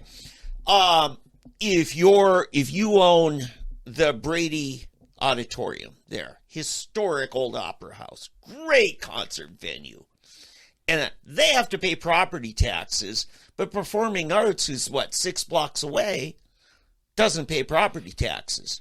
And they undercut it, and now they can hit the taxpayers for $10 million in renovations once again. For I don't know how many times we've done this. Why not sell the building to somebody in the private sector, and they'll pay property taxes and still make a profit? Right. Yeah, no, exactly. These are the type of things that we need to think about. And if we really are concerned about developing the city, saving taxpayers money, I guess that next month, this will be news for everybody, good news for everyone. I think many of you know about it, but if you don't, we're not paying grocery taxes anymore statewide starting next month. But the city of Tulsa is still going to collect grocery tax, okay? Yes. We're not getting a break on grocery tax here in the city. So, and another thing, have you seen your water bill lately? The water bill, my water bill has gone up by 30%, well, more, because the 30% would be if it were $100, but mine has gone it's about almost 50%. Mine used to be 70, water and refuse. It went from 70 some dollars to over $100. Okay. All of a sudden. So that bill, we always called it the water bill. Yeah, but it now includes water and refuse. Stormwater managed, which is separate from sewer. And then, so you've got that. You've got, if you're a subscriber to IMSA, which you would have had to opt out of. Otherwise, it's kind of covers, so there's no bill for if they have to transport you in town. If you're off to Oklahoma City, you're out of luck. But anyway, so it's a whole bunch of things. And, in mine, I think hit like $125, $130. This is just my wife and me. No swimming pool. What the heck?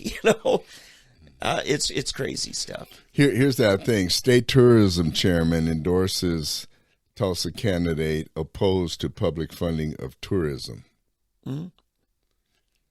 So, and this is in Tulsa World? Yeah. This is the article. So it's saying this tourism chairman, right, which is the lieutenant governor, endorses a candidate, me, who opposes tourism. Okay, let's make this. And and what's so funny, tourism never came up in our conversation. In fact, if you read the article, there's no mention in my part about tourism other than what they're trying to say basically is that if I'm opposed to the convention center, it opposes tourism. But that's a jump because I'm not opposed to the convention center. Well, is it a museum? Is it a wayside attraction? That's not too, Well, yeah, exactly. The tourists aren't coming. Right. That's the other thing. Yeah. I mean, what's tourists about the convention center? Even if I did say the convention center, what would that be about tourism? But they're not a concert promoter.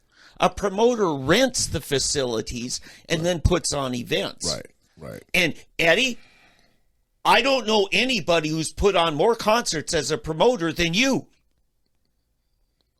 You spent decades taking all these top names in contemporary Christian music and bringing them all around Europe, and I'm sure you've done some here stateside.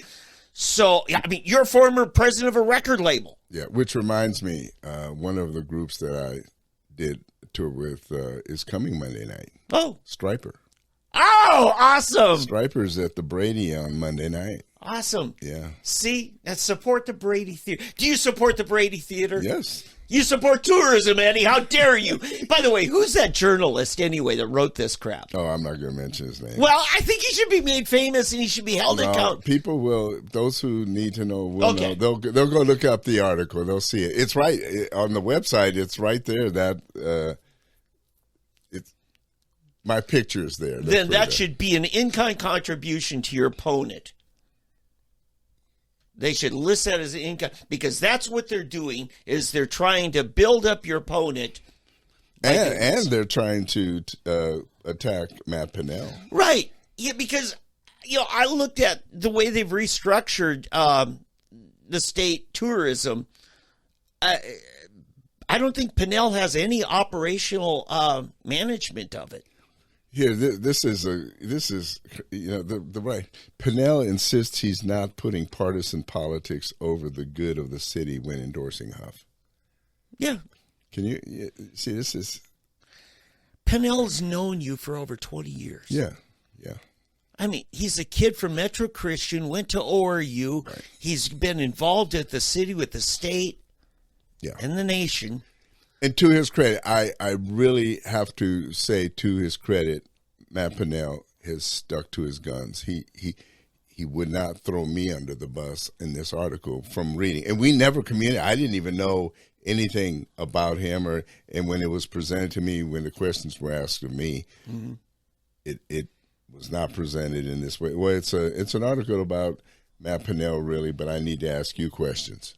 Yeah. So they asked me questions, and as I said, tourism wasn't a question, and oh, this is funny. They took my picture and they've blown it up like the whole page is my face. Oh boy, this is funny. I just say, I mean, here's the only good news: is nobody reads the Tulsa World anymore. a prominent Oklahoman, Lloyd Noble III. Right. Second. Is he the second? The second, yeah. Oh, okay. Well, anyway, this is the guy who bankrolled the whole first term limits in nation history. Getting that on the ballot and getting that passed. And then I saw him on C-SPAN not long after that. He says, I'm not just conservative, I'm arch conservative. I mean, he flat out went to Washington and they had a C-SPAN event about term limits in several states. And then he was the first.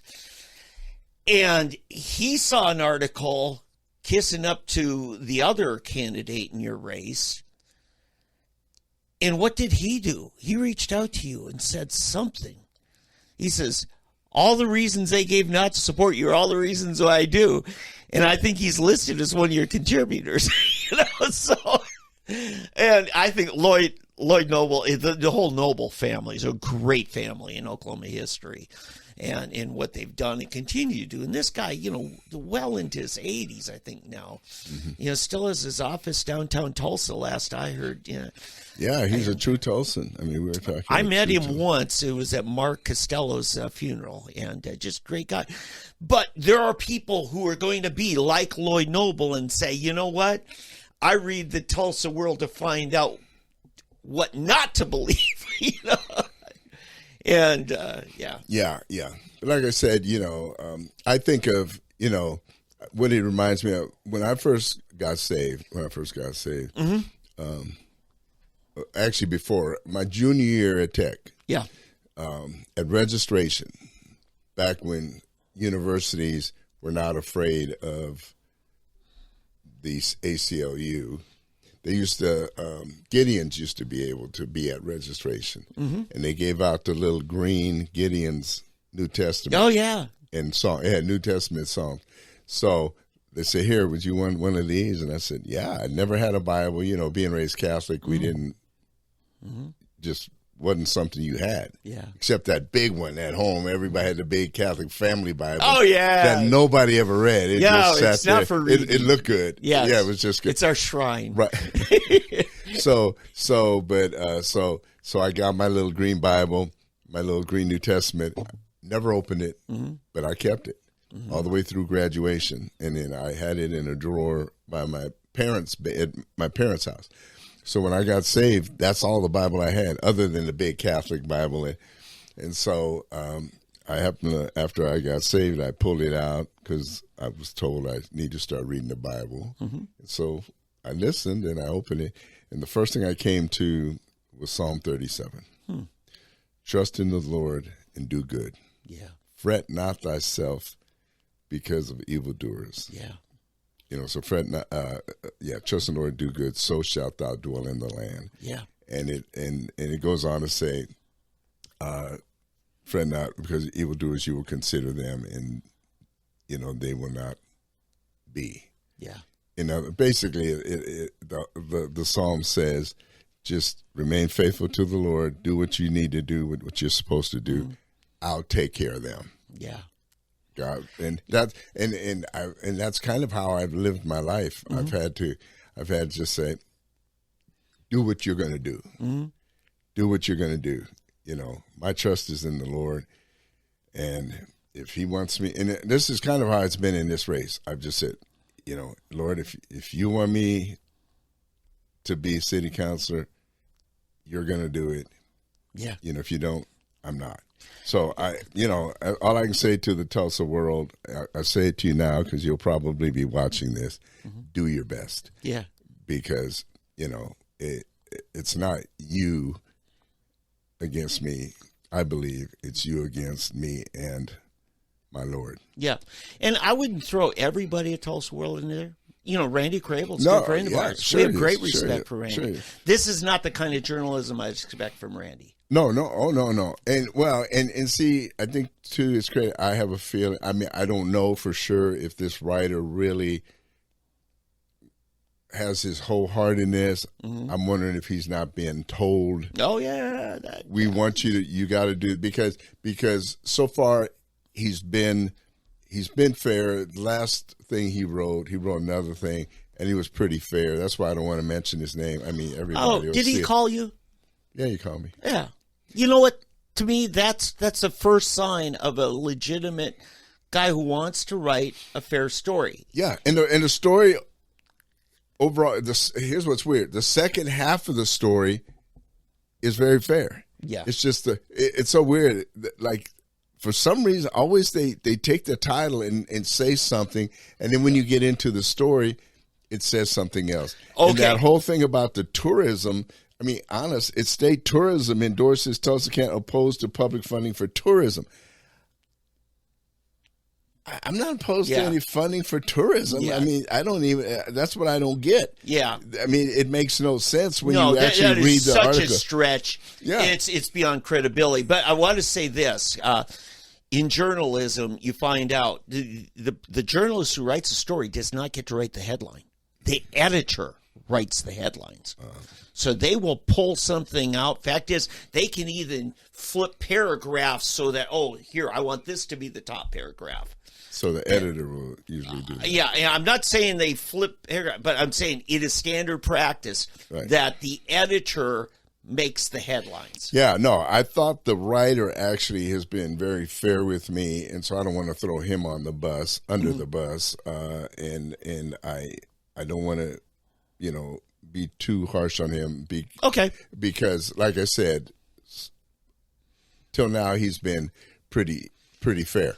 Okay. This is the first thing, so that's why until I know for sure that he wrote this thing in its entirety and turned it the way he did, But, and I've spoken with Matt Pinnell, and he's not worried either. He doesn't pay any attention to this because he realizes as well. I don't know what he said to him in this, but it's funny because they've tied him to this, and the bulk of the article is about me, which is weird too, So they thought they'd get a twofer or something in here. Well, I think that's the agenda of the editor, is what you're seeing. Yes, there. what it seems. When the headline doesn't match the article, you get a distinction of, is my battle against the editor or the journalist? Right. Yeah. But anyway, like I said, I'm full of fluid and ready to do it, and so we'll see. The heat is on, the battle's on, and we will see how we go from here. But yeah. By the way, Eddie, you were talking about grocery tax there for a second.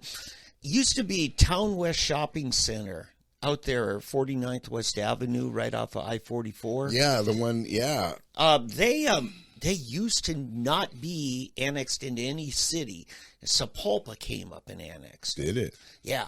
Before that, I used to go grocery shopping out there because it was only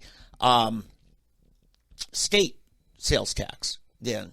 And I'm thinking, if you can find someplace like that that's not annexed into a city, you may only be paying county, which is, I think, less than 1%. I'm not sure what it is. We used to have a county sales tax. But this is going to start to expose things we didn't see before about who's really hitting who with taxes. Yeah. So, yeah, because let's say Bixby, their city sales tax is lower by a lot, say, or Owasso by a lot than Tulsa. People that live, on the north end of the town, it's not a stretch to drive up to Bixby and do your grocery shopping and then come back. Yeah, it used to be that you just look for fireworks stands, and that'll tell you where the unincorporated areas are. Because now some of the cities have allowed fireworks stands in the city, but it used to be that was kind of the way you figured that out.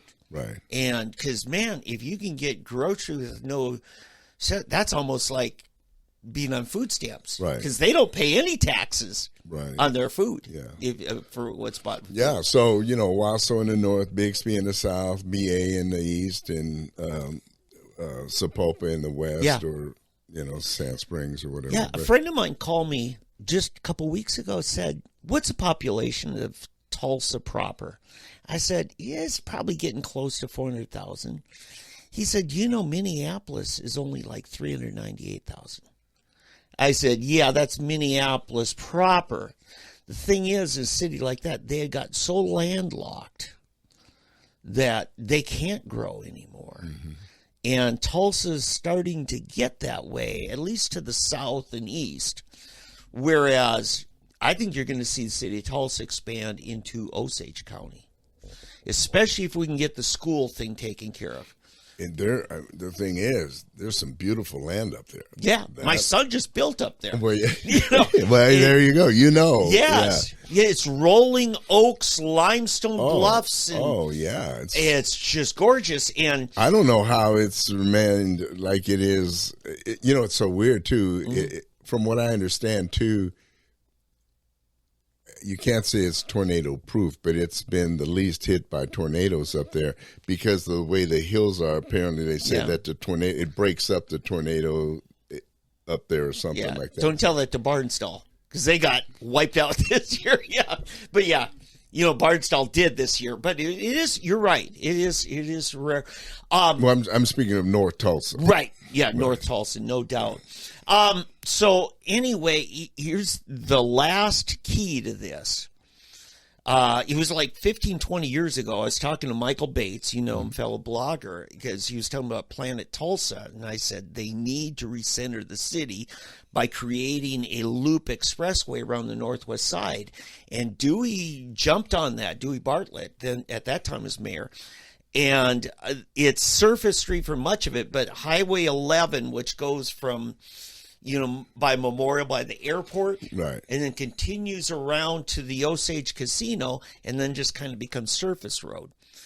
If they can continue that expressway development, it'll tie in to what we call the Gilcrease Expressway out there that goes down through Perry Hill. I think the toll. What do you call it? What do we call it here? Not the tollway. I'm thinking Dallas now. The Turnpike. Mm-hmm. I think they're building it all the way around. Right now, their deal was to build the bridge over the Arkansas River because we just couldn't get the legislature to appropriate the millions of dollars for that. So from by Town West, where we were talking about, it kind of dumped off into Berry Hill and stopped at 41st Street. Well, they built expressway from just north of 51st and then going over the river and coming into what we call Charles Page Boulevard and kind of dumps into the old Cimarron Turnpike where it comes in. Keystone Expressway, we call it. Right. It goes out to Sand Springs, 51. And then it's just surface road going through those hills up to Osage Casino. So that's. Then I thought it went because I was up there because if you take the what is it called, the Martin Luther King or used to be Tisdale. Tisdale, right? Tisdale. When you go up there now, I think it's still freeway goes up past that. No, Tisdale stops at 36 Osage Casinos where it stops. It goes north and stops.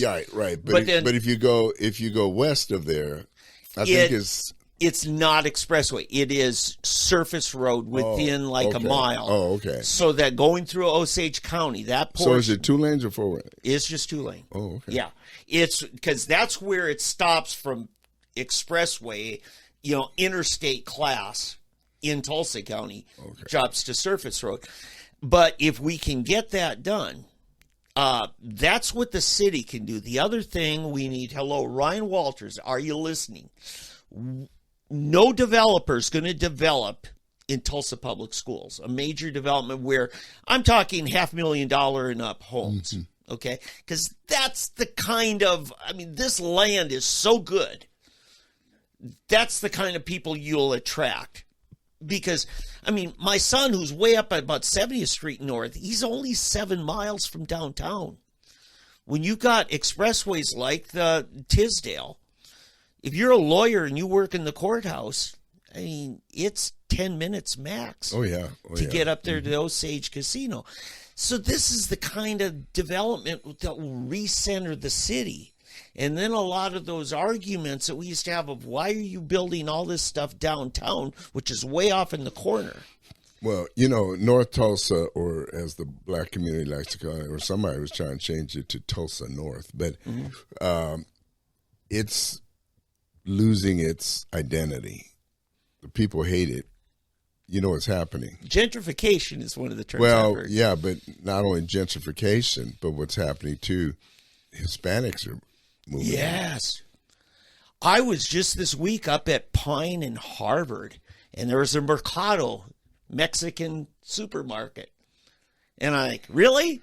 So a grocery store can survive here, but not 2 miles east at Peoria. Right. Yeah. And, but yeah, it's happening. And even further in, there are a lot of Hispanics are starting to buy because the houses are so cheap. The old crack houses, the abandoned ones. I know. They're starting to buy. They're buying them up. I was working in that neighborhood. Yeah. Okay. This week, yeah.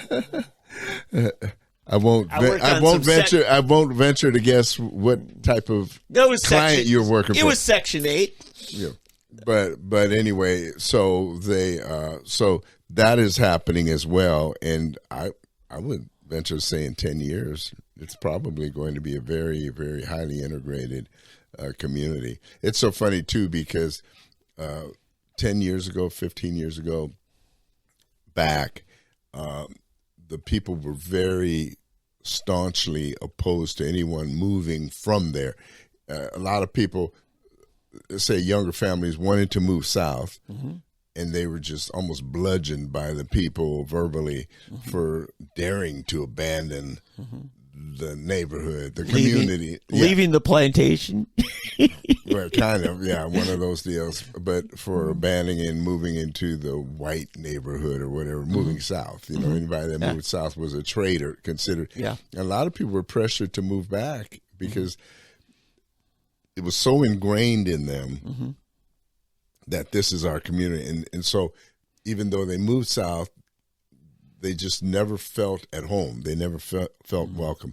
But that's changing now. The children have been in schools, and so it's a whole different world. The world today is a different world. Yeah. It's changing. So get ready for it. But, man, we've gone far afoot from our original discussion here. But I think we answered the big picture philosophy thing. Yeah. About, what is the right use of, government funds, treasury, for things like this. And I think we have a pragmatic. Let me just say that I am in no way opposed to tourism. I think tourism is great. But why would I want to come to a town that has terrible roads? And see, tourism is one thing. What's the big attraction in Tulsa right now? As far as tourists, what is the big tourist attraction? They want to say it's the gathering place, that it's supposed to draw people from all these different states.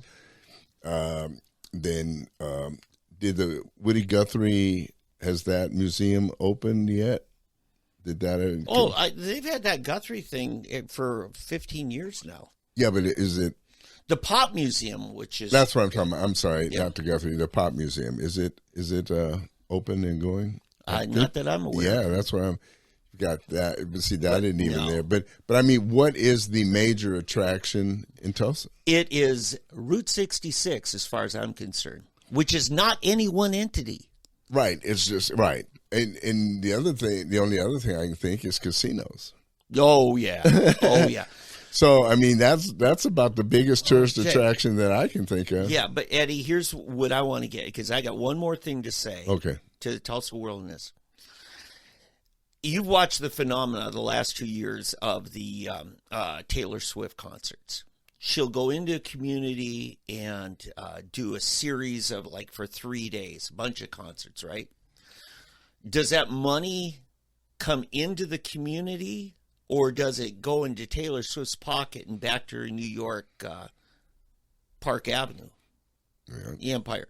See, this is the thing. When you've got these big entities come in and they rent, say, the Performing Arts Center and that, I mean, there's a little bit of money that'll go in, but we're not breaking even on a Performing Arts Center, okay? They want $10 million for it.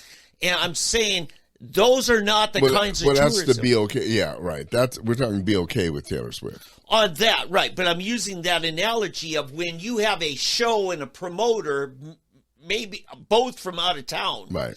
And whether it's an off-Broadway thing or a concert thing, that's not the kind of money that actually stays. Most of that money leaves. Right.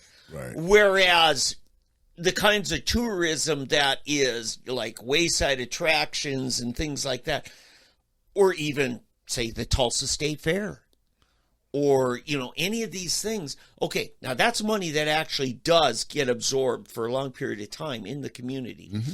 I mean, our good friend has Tally's Restaurants. Okay, he's right on Route 66, right. And he's kind of themed his deal on that. When my brother came in for a family wedding, one of my kids' wedding, he says, I want to drive Route 66. And you know where he ate lunch? At Tally's. Yeah. See, that's the kind of tourism that actually does stay in the community. So, you know what I would like to see then? What? I'd like to see Route 66 fixed up. Yeah. Because if you drive down Route 66, it is not very pretty. Yeah. Now, when Pinnell first became lieutenant governor, one of the big things they did is the state put a lot of effort into kind of building that image, the branding. Because Pinnell is a genius on branding. Right. He rebranded a lot of the logos of the state and everything. So when that was his responsibility, he was very proactive in it. Right, sure. No, I agree. And I think he's done a great job statewide. Mm-hmm. But the city, for some reason, we have gotten so fixated on downtown and midtown. And bottom line, it's protecting the property values of those stakeholders downtown. Yeah, but see, this is where you and I would agree with some of that downtown people of, hey, that downtown inside the interdispersal loop that is Route 66, doggone it, why don't you rebrand? Why don't you improve the image of it? Yeah, just right. Exactly. Make a visitor center there or something like that. Okay? Yeah. Okay, Eddie would get behind some of these things, folks. Yeah, what I'm saying, we're looking at all these big things. For example, we're really going to be in the doghouse here pretty soon when BA opens the amphitheater. Yeah. BA is opening this amphitheater out there. Now you've got 2 mega venues in one metroplex, right? And what are they going to have? Let's say they decide, let's say Led Zeppelin decides to have one more reunion, okay? I'm just throwing it out. I don't know if they're even able to have another reunion, but let's say some big group, okay? It's going to be a bidding war between BA and Tulsa. But at some point, BA is going to take some of the artists that the BOK would take. Yeah. So that's less of a value that you would have here. Yeah. And so now you've got this behemoth venue down here. And so now what has to happen, now you got to make more money to break even to pay for all of the various upkeep costs and so forth. Now, BA is going to run into the similar situation at some point. The only difference is they don't have any heating and air costs for an amphitheater. That's kind of a smart thinking that. Yeah. Although I've heard, but I guess it's only the nights that it's in you. You've heard they have like individual heaters and air conditioners, which is going to be. I'm waiting to see how they make that work. Yeah, But anyway, there's so many things involved here between and like I say, this is one of the things too that I want to try to get away from. It's like we're in competition. It's like Tulsa and BA are in competition with each other, and Sure they then are. Bixby, and then yeah, we need to become, just face it, in the proximity. It's not like Dallas and Fort Worth, where Fort Worth is 30 miles away and Yeah. Dallas is here. yeah. Oklahoma City and Norman, they're far apart. Right. Yeah. We're right. We're like Suburbs. one city. Yeah. And so get it together.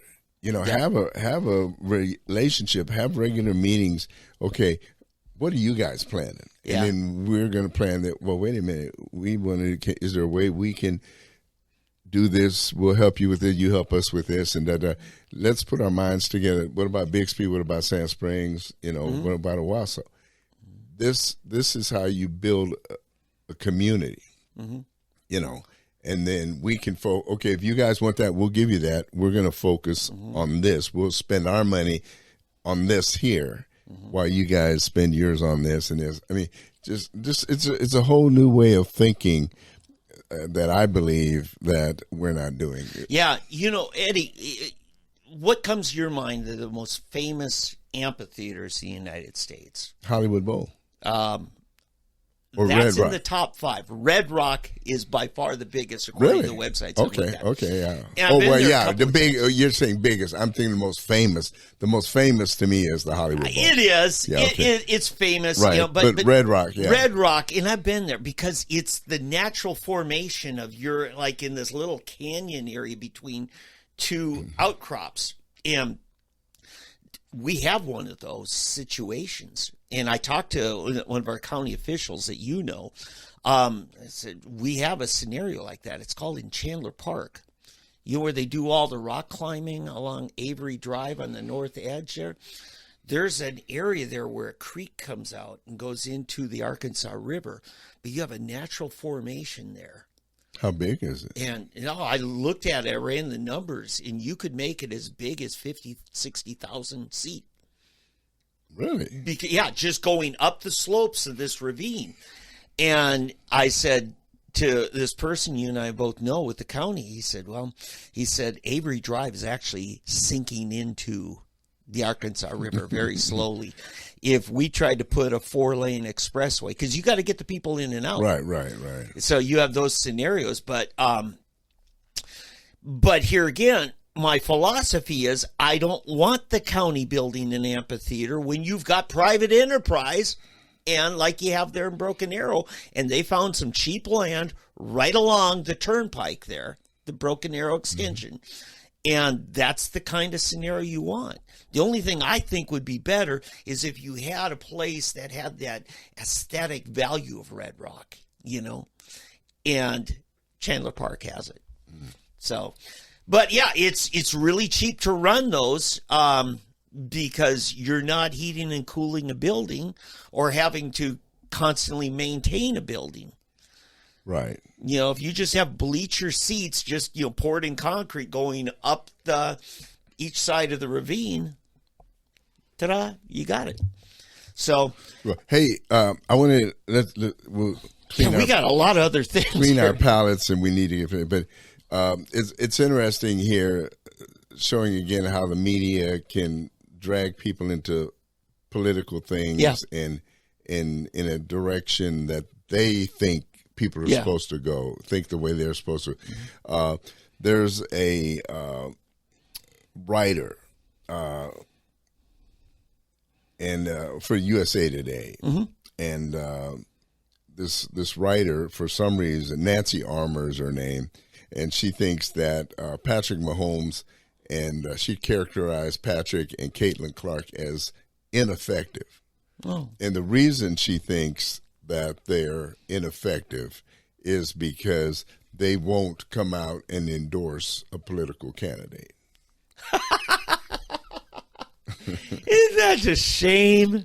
Yeah, it is. There was a time, what was it Bogart said, all a celebrity owes his audience is a good performance. Exactly. So Nancy Armour thinks that Patrick and Caitlin are supposed to somehow come out and endorse somebody and tell them why. But here's the deal. Deep down, Nancy Armour wants them. And she uses the example of LeBron. Okay, she says, let me see if I can find this. Where are you here? Come on. Armour used she used the example of athletes, that athletes were used to, and this is bad writing for USA. Armour argued that athletes were used to be, athletes used to be interested in politics, but now there is no such thing. She provided several noteworthy instances, such as LeBron James, who appeared alongside Hillary Clinton in 2016. This was also... Oh, yes. And Obama appeared next to P. Diddy, who's now going to prison. Yeah. And then in 2020, Megan Rapinoe supported Joe Biden. Yeah. So it's funny, every example she uses Gag me. was a Democrat, of course, Yes. right? So, but it's funny because if Caitlin and Pat were to come out and say, we support Trump or Kennedy even, they would savage it. All of a sudden, look at him. That's what's so... Right. Well, what's his name? Aaron, former Rodgers. Aaron Rodgers was a Bobby Kennedy supporter. Yeah. And I'm sure he caught flack for it. And so these people are so disingenuous. I mean, the stuff they say and the stuff they do, they don't really mean it. All they're saying is they're ticked off that they're not supporting who they want them to support. And the media is just out of control. Yeah, in fact, it's funny to me because TASS and Pravda didn't even ask athletes and entertainers to do that. They just did it all on their own, right? So the athletes just didn't say one thing or another. It's just, I don't know. I'm just tired of it. We're at a dangerous place in America right now. It's funny too because they're always talking about democracy, and they're the ones that don't want to give. This is an example. I guarantee you that Armour here, the writer, is one that's talking about our democracy. Yet, because Pat Mahomes and Caitlin Clark choose the freedom to not say anything, what's wrong with them? Yeah. They should be. I remember in 94, what's his name? Is at the top of his game. In which, 94? 94, country singer Garth. Oh, Garth Brooks. Came out and endorsed Dave McCurdy in a U.S. Senate race against Jim Inhofe. McCurdy was a congressman in rural Oklahoma. And he mentioned that he, grew up with McCurdy, knew him, as a family. It's kind of like, hey, I know Dave, he's a friend of mine. But you know what? I never bought any of Garth Brooks' albums because of that. I wasn't going to reward that. To me, it was like, shut up and sing, Garth. Well, see, and that's why Caitlin and Pat don't do it. Yeah. Because they know... Oh, you know who's the other one? What's the little bitty black comedian? He's in everything. Every time you turn around, he's doing the Capital One commercials. Oh, Kevin Hart? Kevin Hart. Yeah. Yeah, Kevin Hart, he's another one. Yeah. He won't endorse anybody. I think it's stupid business. It is. It really is. Unless you are so beholden to a particular culture where it's not even close, and sadly, the sport of professional basketball has largely lost its conservative fan base.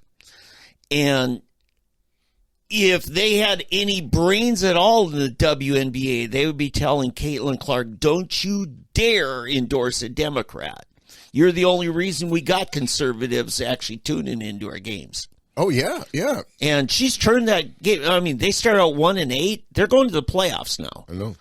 And Caitlin Clark is, for a rookie, absolutely incredible. Yeah, she's tearing the league up. Yeah. So set new records, everything. Yeah. Hey, I got a couple other things. You know, President, they tried to shoot him again last weekend, right? Less than an hour or a day after you and I got done here. I don't know if you got any comments on that issue. Yeah. In this environment, this highly charged, that's another thing, like I said, you know, on that website, on our Facebook page. Mm-hmm. Post after post after post after mm-hmm. post. Negative stuff, lies, made up stuff, mm-hmm. exaggerated stuff. Yeah. And it's all negative. Mm-hmm.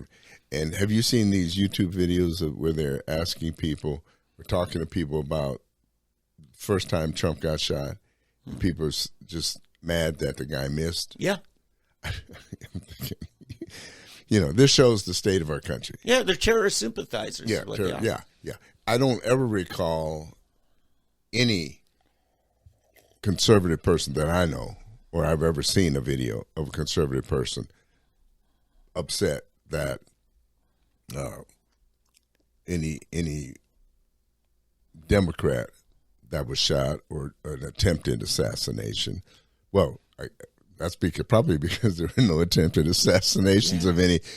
I mean, it's kind of interesting in it that the only people attempting to be assassinated are Republicans. No, they came up with this narrative, the FBI did, that they tried to assassinate Gretchen Whitmer, only to find out it was a sting, an entrapment, and most of those guys, were the FBI jury agents. said not guilty. Right. Well, it's because it was the FBI that cooked up the plot. And it was all just to build a narrative.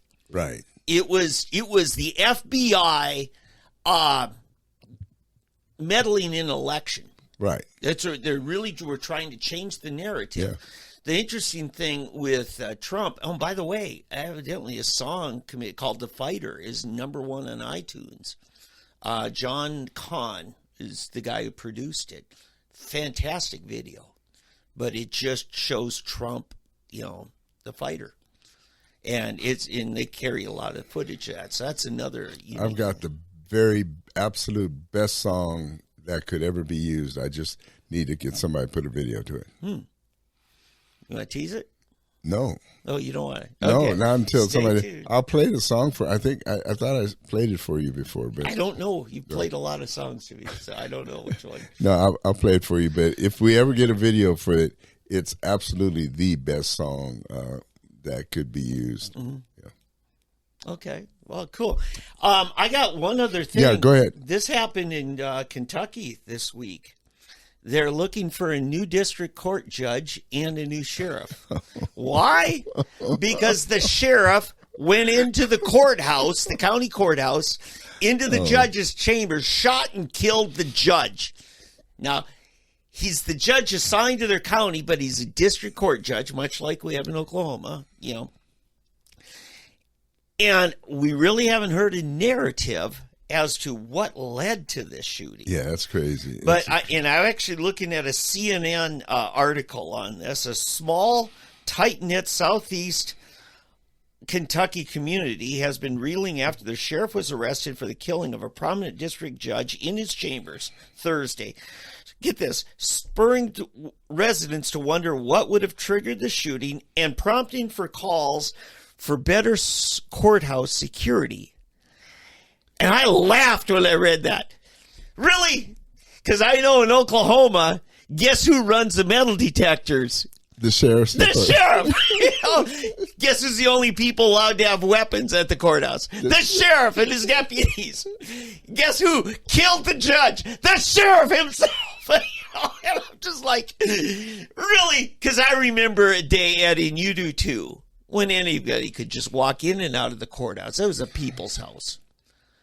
And so much so now that you know, when I go to Tulsa courthouse, they have their executive offices just across the street, but they still have metal detectors. And those guys, actually, that's run by a private security firm and not the sheriff's office.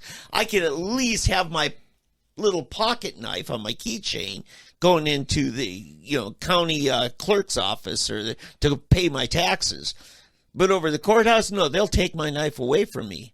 Oh, I've got to tell you, when the first time I went to Uganda, back in 1982, they awarded me this warrior spear, and the tip of the spear is this long. Wow! And it's sharpened like blade. It's a blade, and it comes to this point that ends up. By the time it gets to the tip, it's a needle. Wow! And then it's got another weighted tip at the back end, which is a point, but it's not like a blade. It's just a point, and it's balanced. Yeah, it's what they use, you know, to fight lion with. Right. Or whatever.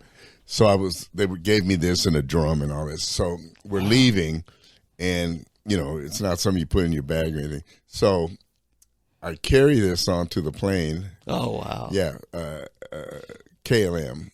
Oh no, Sabina, the Royal Belgian airline. Yeah. You know, and I walk up the steps of the plane, and you know, with the stewardess, I said, "What do I do with this?" She said, "Oh, just put it here." I laid it at the cockpit door, and when I came, there's a pile of these spears laying in front of the. I'm just thinking later, you know, this was 1982. You got a pile about this high. There are probably 8 spears laying. I mean, and these things are like, you know, 5 feet long spears laying in front of the cockpit of in the plane, just flying. And they didn't even lock the cockpit doors, you know, and you know, and then like they'll open the cockpit door, you know, and you can go up and visit, and, you know, and sit with the captain and flying over the Sahara or whatever. And there's these spears laying around, you know. I mean, if I could, but it's just so funny how things have changed. Yeah. Now, you know, you got the cockpit locked, and with the, you know, this big bars in front, you know. Yeah. But I'll never. You brought that up with the security and all the gates. Yeah. You know, all the security measures to just get into the courtroom and to get into schools and to get into 1974. I'm taking an elective at school. First of all, getting my gun safety certificate, because to be 12 years old, in order to hunt with firearms, you have to pass this class, right? So I take the class in school, and actually it was 73. Anyway, and it was also gun safety, because we finished up getting our certificates within the first 2 weeks, and then it was just gun maintenance and stuff.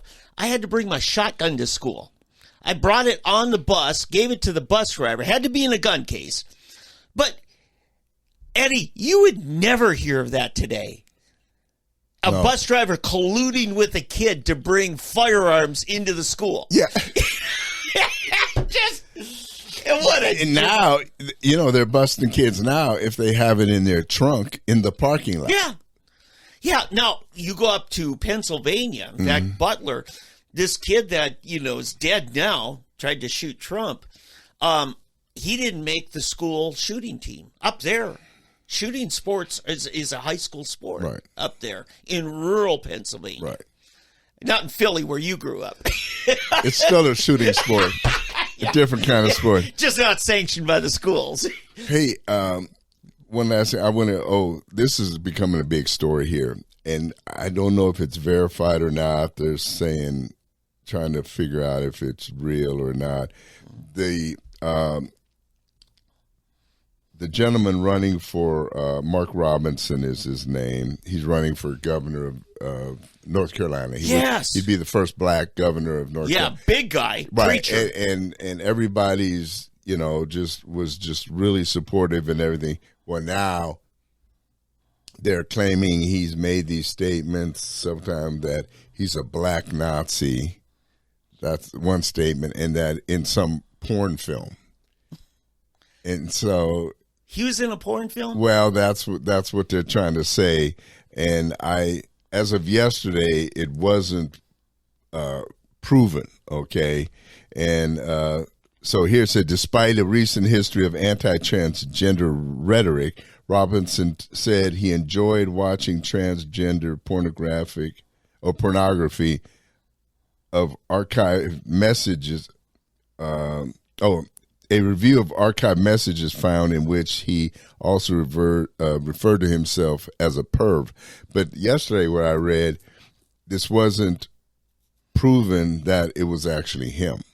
Yeah. So they're trying to ascertain whether it's really him or not. Okay, that's just sleaze journalism there. Yeah, it's on CNN, but why am I not surprised? Yeah, because I was just reading this. The answer to this courthouse safety, is more security. And the person in charge, this is a constitution in Oklahoma, is the sheriff's responsible for security of the courthouse. I'm sorry, folks. Sometimes you just got to say, we picked the wrong guy to be sheriff, and you don't need to make the citizens suffer more for that. So, yeah. The website is, what is it, Nude, what is the name of this? Nude Africa. Nude Africa is supposedly this website, as well as an email address he used on numerous websites. Yeah, he used his this Black Nazi was his pseudonym on this nude website, Nude Africa website. Mm-hmm. And so I'm not sure if it's still proven or not proven, but it's one of those deals where it might as well be proven if it's a Republican, if it's a Democrat. Yeah. Which is so funny because remember the Virginia governor in blackface? Oh, yeah, the Democrat. Right, the Democrat. Yeah. And of course, you can't prove it was him. And there he is right there, it's high school graduation. It's his high school and it's crazy. Yeah. Crazy stuff. I want to say there's 3 Oklahoma Division I college football teams who could all lose today. They're playing tough teams. OU, OSU, NTU. Tulsa. Yeah. I mean, fortunately for OSU, that's a home game against Utah. And Utah's solid. Well, yeah, they've been for many years. Right. And then... let's see, OU. Oh gosh, why can't I remember who they were playing? But they're playing. SEC starting. Was it Tennessee? I think Tennessee. Yep. In fact, it's Josh Heupel's homecoming. Oh my goodness. Yeah, I was supposed to go, but my wife has a commitment. She works with the handicapped, right up your alley, mentally challenged people at our church. Yeah. And so they have a thing tonight where she's working with them, and so we had to forego. It's tomorrow. I'm sorry. She's working with them early in the morning. So, but the game is a night game, so we wouldn't get back from Norman until 1 a.m. probably. So we decided. Yeah. Kickoff says 6:30 on this. Yeah, but it's Tennessee, the number 6 team in the nation. Yeah. But it's kind of, I wonder, it's got to feel kind of interesting for Josh Heupel to come back to play against your team, Yeah. But I would bet you that he gets a wonderful welcome at OU because, they love the guy. He's a stand-up guy. He is. He's really who put Central Florida on the map. Mm-hmm. And he put OU back on the map, if you'll remember. Yeah. Remember? Because we were... That's right. Yeah. He won the national championship. In fact, defeated Chris Winkie, my third cousin, I guess. Somebody said it. Yeah, really? Yeah, he's from Minnesota. And Winkie was a pro baseball player. Right. Who it didn't work out, so he went back to college. That's why he was 26 years old. Yeah, he was 26. And it was Florida State. Bobby Bowden just didn't know what was going on that game. Stoops was just running circles around him. It wasn't even Do you know who recruited Heupel? He was a JUCO transfer from Kentucky. No. He was from, it was a school up in I thought it was Kentucky. No, it was up in Utah. Oh, I did not know that. Yeah, he's a Mormon kid. I did not know that. Yeah, and he had already signed a deal to some smaller college, and Mike Leach saw him. Oh, Saw some video or something from him, so he flew up there and flew him down here, and because the offer he had was from some smaller college. And, well, wasn't he JUCO transfer? Yeah, when he came he was a JUCO, but it was a junior college up in I think it was Utah or Nevada or somewhere. It was somewhere out in the West. Anyway, and he came down and they said that, they had all these things planned. They take him out, feed him, and take him out with girls and do all of the normal thing. But they said he only had 24 hours. But Leach had him in the film room for 24 hours. Oh, God. Mike Leach had him looking at film and looking at plays and drawing plays for 24 hours, and then put him on a plane and sent him home. But he signed the next day.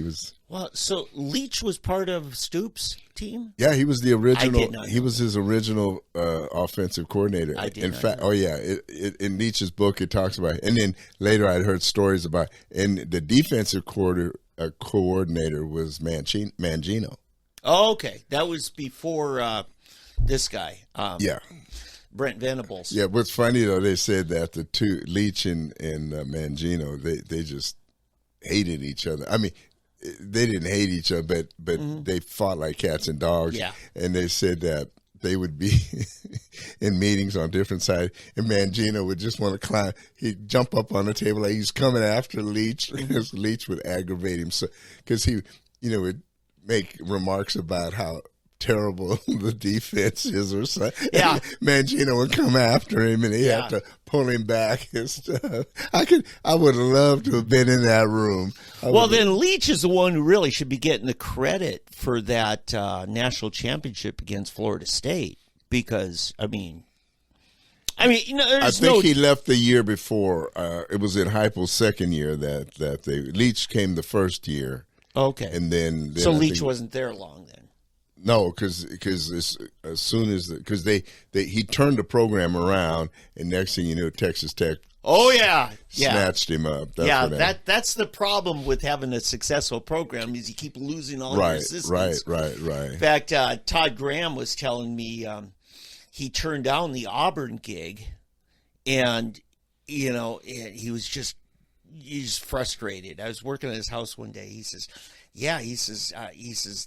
I said no, and they said, well, can we talk to Gus? So Gus Malzahn.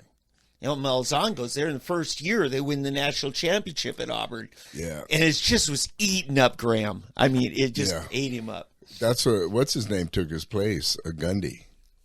Cale Gundy. That's who took Leach's place, and then Cale Gundy actually was there for years until that's something that made me so mad. Yeah. You know how he got fired. Oh yeah, he resigned. He resigned. No. He read something someone else wrote. It was like passing notes in class or something. No, it was on a tablet. Yeah. No, it was in the film room at the defensive. No, I guess he was offensive, but anyway, running back or somebody had a black kid had something on his tablet and about the N-word, and so Cale Gundy read what was on the tablet, read it out loud, and somebody got offended by it. Yeah. Are you people nuts? Well, this is the cancer at OU. Yeah. Political correctness. But, by the way, just a few scores are up there. Oh. We got to get home. Cincinnati is just clean and clock at Houston, 34-0. Ooh. And, Houston, man. Didn't OU play Houston? Yeah. And they didn't beat them 34-0, did they? Yeah. No, Cincinnati. By the way, Kansas at West Virginia. West Virginia is actually looking better than I thought, but they're on a rain delay right now. It's 21-17 Kansas. Kansas kind of slipped out of the top 25 here. Still solid, but I think Kansas State could easily be the champion this year. You think so? They're looking good. I don't. You mean other than Utah? Yeah, I think there might be better in Utah. Wow, we'll find out. But I don't know that Oklahoma State. They're going to have to put their best game together today. Fortunately, they got home field advantage, but it's number 12 Utah at number 14 Oklahoma State. And that kicks off at 3 o'clock. So anyway, so that's kind of a roundup of things. We didn't hit everything. It was great to have Margie in, though, today. Yeah, it was good. Finally, and sign up for Margie's side, margiealfonso.com. And follow along Eddie's campaign that we've been talking about. You'll see him on Eddie for District 7, Eddie for Tulsa, I think it is, your Facebook page. No, it's Eddie for District 7. Eddie for District 7. At Facebook. At Facebook, yeah. And the other one is voteeddiehuff.com. Yeah, so. Yep.